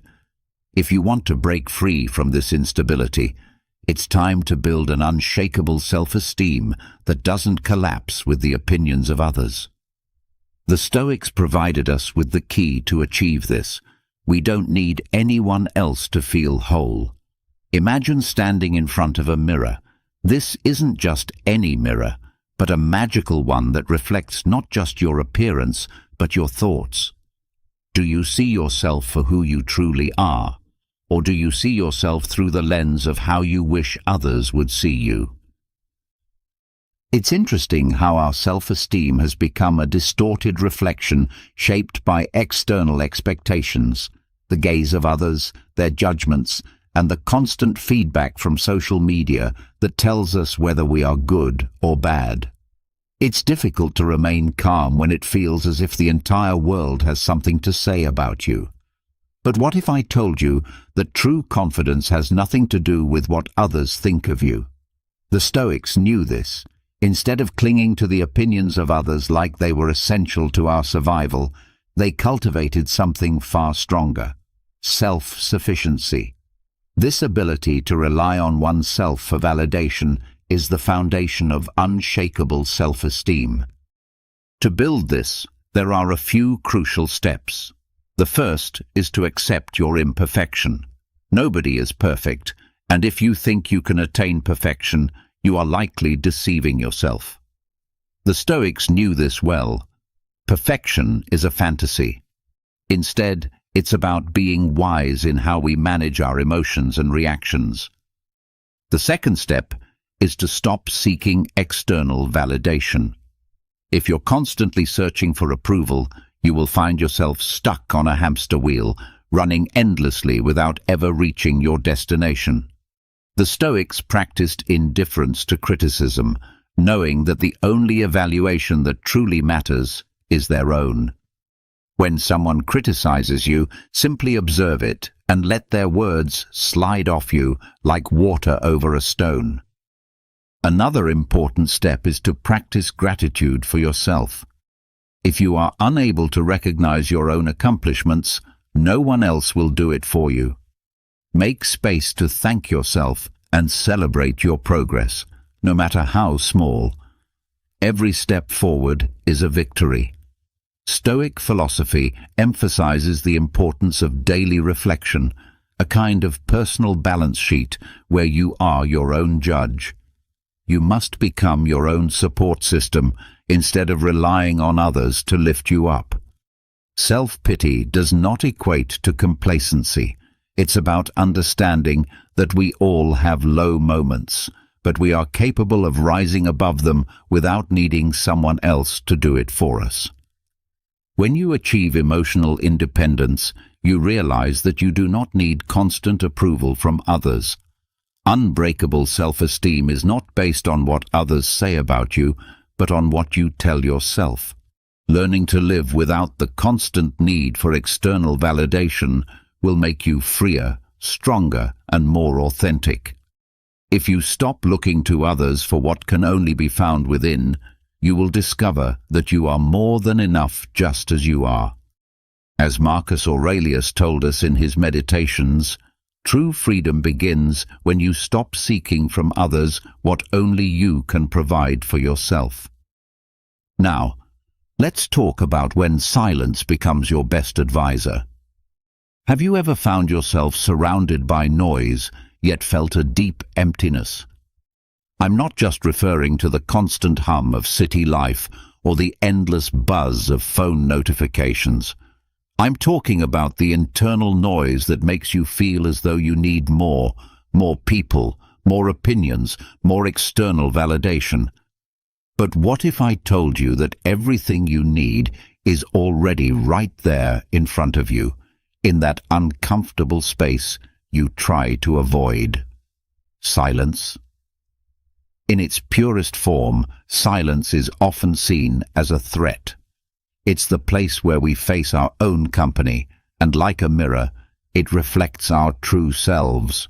It can be terrifying to be alone with your thoughts, but it is precisely in these moments that clarity begins to appear. When the noise fades, we finally hear what we need to hear, what belongs to us, what truly matters. The Stoics, with their practical philosophy, understood that inner peace does not depend on external circumstances.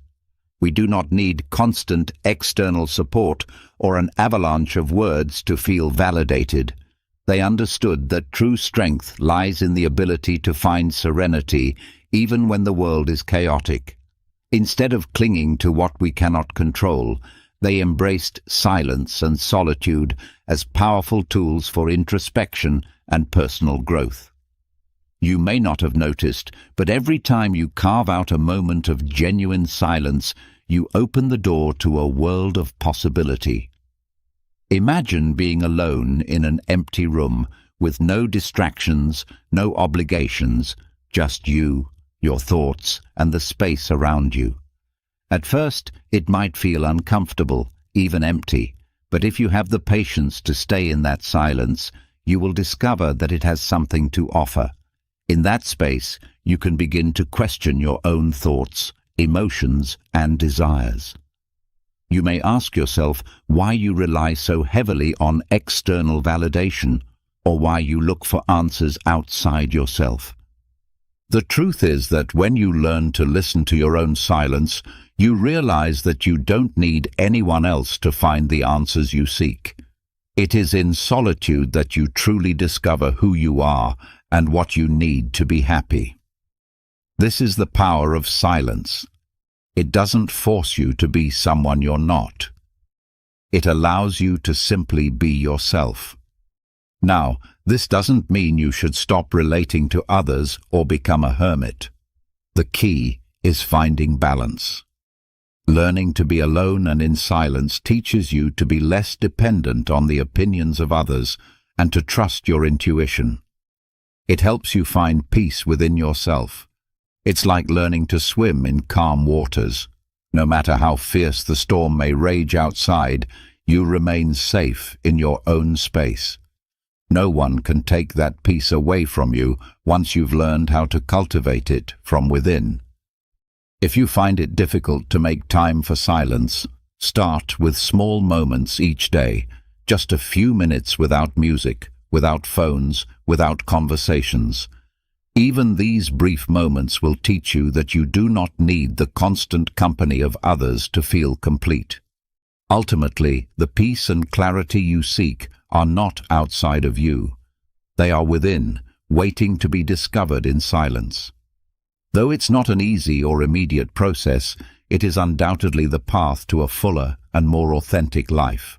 Learn to value solitude and silence, and you will see how the noise of the world becomes irrelevant. As a wise proverb says, true freedom begins when you learn to listen to what silence has to tell you. Finally, let's explore the power of being your own hero. Have you ever felt like you needed someone to pull you out of a tough situation? We've all been there. Life isn't always smooth sailing, and sometimes it seems like everything is falling apart. But what if I told you that you don't need anyone else to get you out of the mess you're in? Yes, I know it sounds like a crazy idea, but the truth is that everything you need is already within your grasp. We've been sold the idea that we need a hero, a powerful figure who will swoop in and save us when times get tough. Movies, books, and television constantly reinforce the belief that someone else with extraordinary abilities is always there to rescue us from our troubles. But that's just a fantasy. The hero you've been searching for is already inside you. Yes, it's easier said than done, but the Stoics offer us a valuable lesson. You cannot control everything that happens around you, but you do have control over how you respond to it. Stoic philosophy invites you to view challenges as opportunities to strengthen your character. Instead of waiting for someone to come and solve your problems, why not become the hero of your own life? You already have all the tools you need, you just need to use them. The first step is to stop expecting things to change magically. The world is not going to adjust itself to make things easier for you. While it's true that life is filled with difficulties, sometimes overwhelming ones, once you realize that the only thing you can truly control is your attitude, everything will shift. This is where the magic lies. You have the power to turn every difficulty into a lesson for personal growth. To start, recognize that you are responsible for your own life. Instead of looking around for someone else to solve your problems, look inward and ask yourself, what can I learn from this? How can I grow through this difficulty? Life will never be perfect, but at least you can control how you choose to respond. Make your challenges the raw material for your evolution. It won't always be easy, but that is the key difference between being a passive observer of your life and becoming the protagonist. Remember, power doesn't come from outside, it comes from within. If you let your thoughts and emotions control you, your life will always be at the mercy of what happens around you. But if you take control, you will become the hero of your own story, rising after every fall. There's no need to rely on someone else for strength. You already have everything you need to move forward. You just need to learn how to use it. Be the hero of your life without depending on anyone else for success. Life is yours, and only you have the power to decide what to do with it. So the next time you feel lost or in need of external help, Remember that everything you need is right in front of you, your own strength. As Lao Tzu once said, the hero you seek won't come to save you because you were never in danger. You just needed to realize that you were always safe. Have you ever felt like you're carrying a huge weight on your shoulders, even though you're surrounded by people?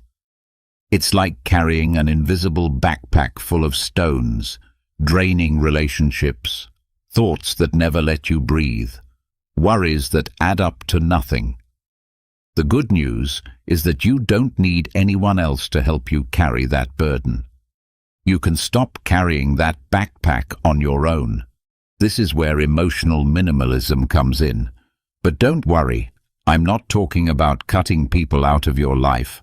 I'm talking about learning to let go of what you really don't need. And believe me, it's not as complicated as it seems. Emotional minimalism is like doing a spring cleaning for your mind. You take a moment to assess what you've accumulated over time. Friendships that no longer bring you joy, thoughts that get stuck in your mind like an annoying song, or fears that make no sense. Stoic philosophy teaches the power of focusing only on what we can control, and that includes our emotions and relationships. If something or someone doesn't bring you peace, do you really need it in your life? Imagine being surrounded by people who constantly drain your energy. It's like being at a party where everyone is talking, but no one is listening. Every time you try to express yourself, someone adds more weight to your shoulders without you even realizing it. The worst part is that you get used to it, until one day you can't carry it any longer. The key is to identify the relationships and thoughts that steal your energy and learn how to let go of them without feeling guilty. So how can you start? The first step is to recognize if someone or something is leaving you drained. Start by questioning what it truly brings to your life. Sometimes we cling to things simply because we're used to them, but in reality, this extra weight is only holding us back. The same goes for expectations, those that tell us we need to be someone we're not or have something we don't. Here's the truth. You don't need all that. The Stoics understood this well. If you learn to free yourself from what you cannot control, you liberate yourself from unnecessary suffering. You don't need others to validate you or the world to bend to your wishes. Accepting that you are enough, just as you are, is a huge step. The next step is a bit radical but effective. Start saying no. Sometimes the greatest gift you can give yourself is learning to reject what doesn't serve you. It's not about being selfish. It's about protecting your energy. When you let go of what drains you, you create space for what truly nourishes you. So, how do you live without all the emotional baggage? Start by identifying what drains you and let go of what you don't need. Don't feel obligated to carry the expectations or emotions of others. In the end, the only thing you need in your life is what helps you become your best version. The rest is just noise. If you want to find peace, stop searching for it outside yourself. Look inward and let go of everything that hinders your happiness. The path to emotional minimalism is not easy, but with each step you will feel lighter and freer. As Brian Tracy once said, you don't need anyone else in your life to be happy, just yourself. Have you ever thought about what it really means to be free? I'm not talking about the freedom to do whatever you please, like skydiving or eating pizza at 3 a.m., though that certainly sounds fun.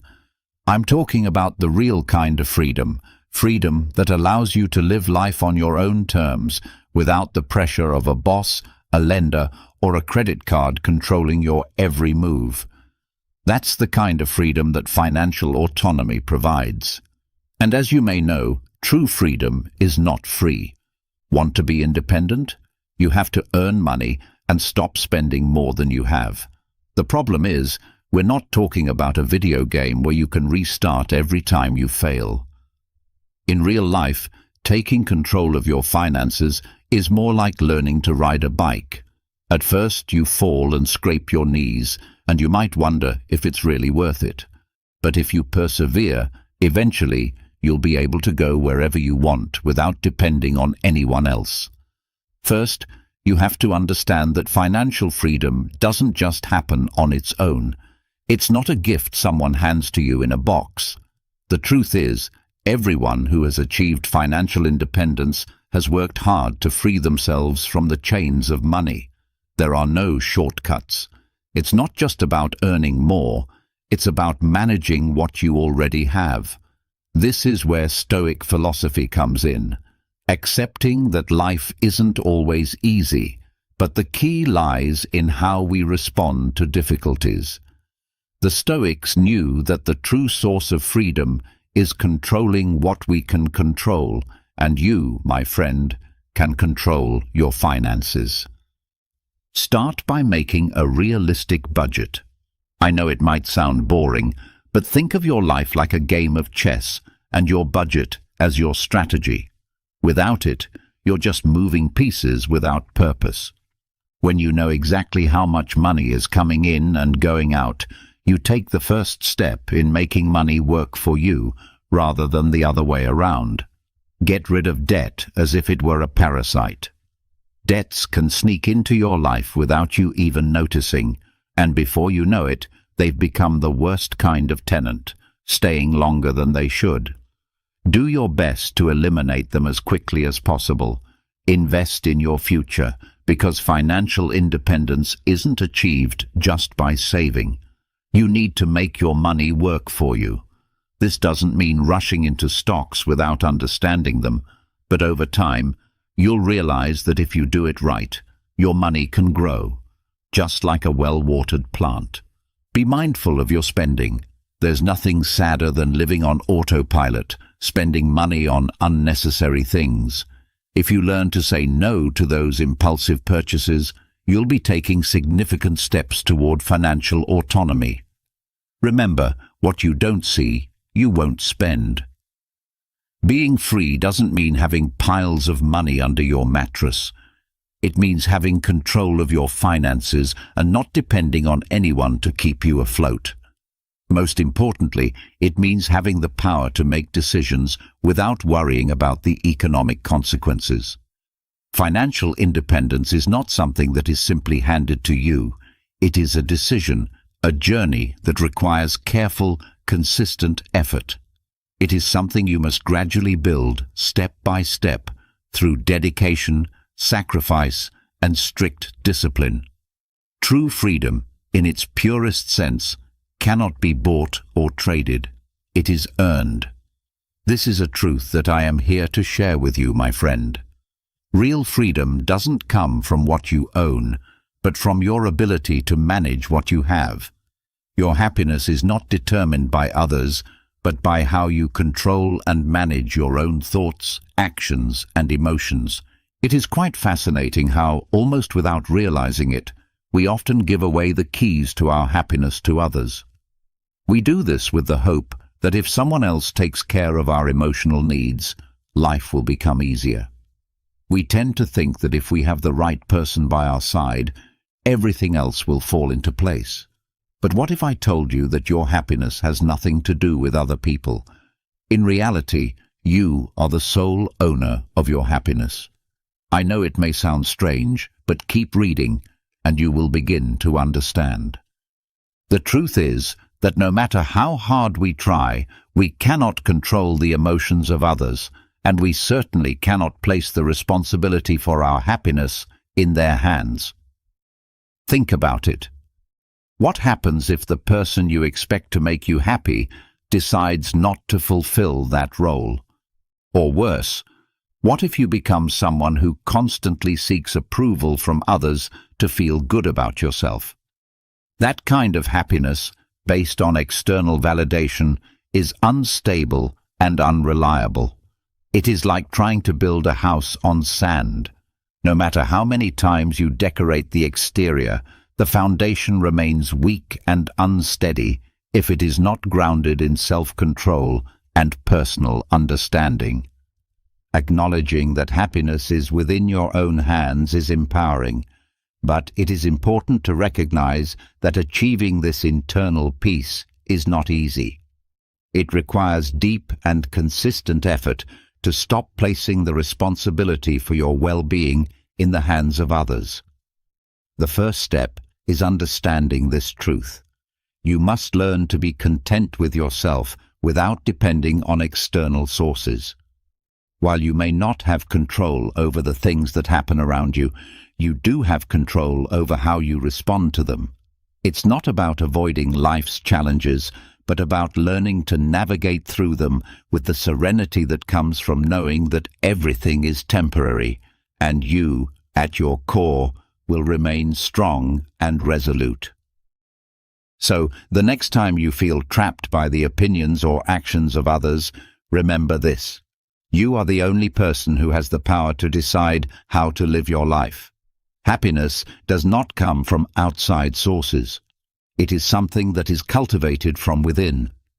Once you learn to be happy on your own, you will not need anyone else to feel complete. After all, if you don't learn to be happy by yourself, who will do it for you? Let me make this very clear, my friend. Happiness is not something you will find in others. It is in how you choose to perceive the world around you. Now, let's talk about strength in adversity. Have you ever felt like the entire world is crashing down around you? Problems seem to multiply in ways that make you feel utterly helpless, as though you don't even know where to begin. In those moments, it's natural to think, who can save me from all this? But let me tell you something important. You don't need anyone to rescue you from life's difficulties. What you need to do is learn to adopt a Stoic mindset. Stoic philosophy is not just a collection of ancient ideas meant to make someone appear wise. It is a powerful emotional survival guide that teaches you how to stand firm during life's toughest moments. Rather than waiting for someone to swoop in and save you, Stoicism trains you to become the hero of your own story, no matter how dark the circumstances may get. Far too many people spend their lives waiting for fate or someone else to help them, but that's not how you learn to endure through life's challenges. The true strength comes from being able to remain calm and resilient no matter what life throws your way. The Stoics, who lived during times of war and great turmoil, understood that nothing outside of ourselves can truly bring us down, only what we allow to affect us. The key to your personal power lies in understanding the difference between what you can control and what you cannot.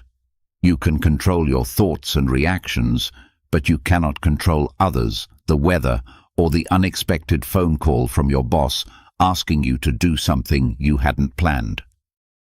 What you can control, however, is how you choose to face these challenges. I am not suggesting that you should become a cold, unfeeling robot. What the Stoics propose is that instead of being swept away by an emotional tide, you learn to swim against the current. It's like falling into a mud puddle. Rather than complaining and becoming upset, you simply stand up, knowing that the mud is temporary and that you have the strength to rise above it. Stoic calm is not the absence of emotion, but the ability to prevent your emotions from controlling you.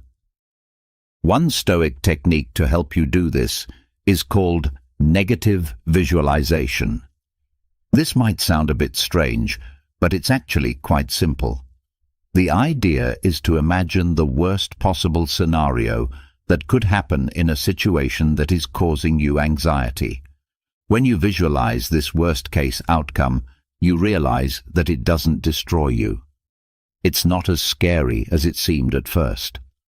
This exercise helps prepare you for whatever might come your way, enabling you to face challenges with greater strength and serenity. Another piece of Stoic advice is to remember that you do not need anyone to make you feel complete. Now, don't get me wrong, I am not saying that you should stop loving your friends or stop appreciating the support of those who care about you. But emotional dependency on others is an obstacle. When you learn to manage your own emotional life and find peace within yourself, you come to realize that you don't need anyone else to be your anchor. True strength comes from within. When you cultivate this inner strength, you'll realize that you can face any storm without losing your peace of mind. Life will continue to present challenges. That is inevitable, but it's how you respond to those challenges that truly defines your journey. Stop waiting for circumstances to change before you can find peace. Take control of your life and face whatever comes your way with the calm confidence of a modern Stoic. True peace is not the absence of problems, but the ability to choose how you respond to them. Finally, let's explore the idea of being everything you need. Have you ever stopped to think that you don't need anything or anyone to be happy? It may sound strange, especially in a world where so many people are searching for something or someone to make them feel complete. But bear with me, because this is where things get interesting. When you learn to become everything you need, life transforms in ways you can't even imagine. The first thing you need to realize is that depending on others to feel happy is not only a myth, it's a mistake. Of course, it's wonderful to be surrounded by people who care about you, but if your happiness relies entirely on others, you will never fully control your own life. It's like relying on someone else to recharge your emotional batteries. But what if you could be your own charger? What if you could find that power within yourself? This is where self-awareness comes into play. Getting to know yourself is not a quick process. It's not a 5-minute introspection session followed by immediate answers. It's a long, sometimes uncomfortable, and often challenging journey. But the rewards are immense. When you truly understand yourself, you realize that you don't need constant validation from others.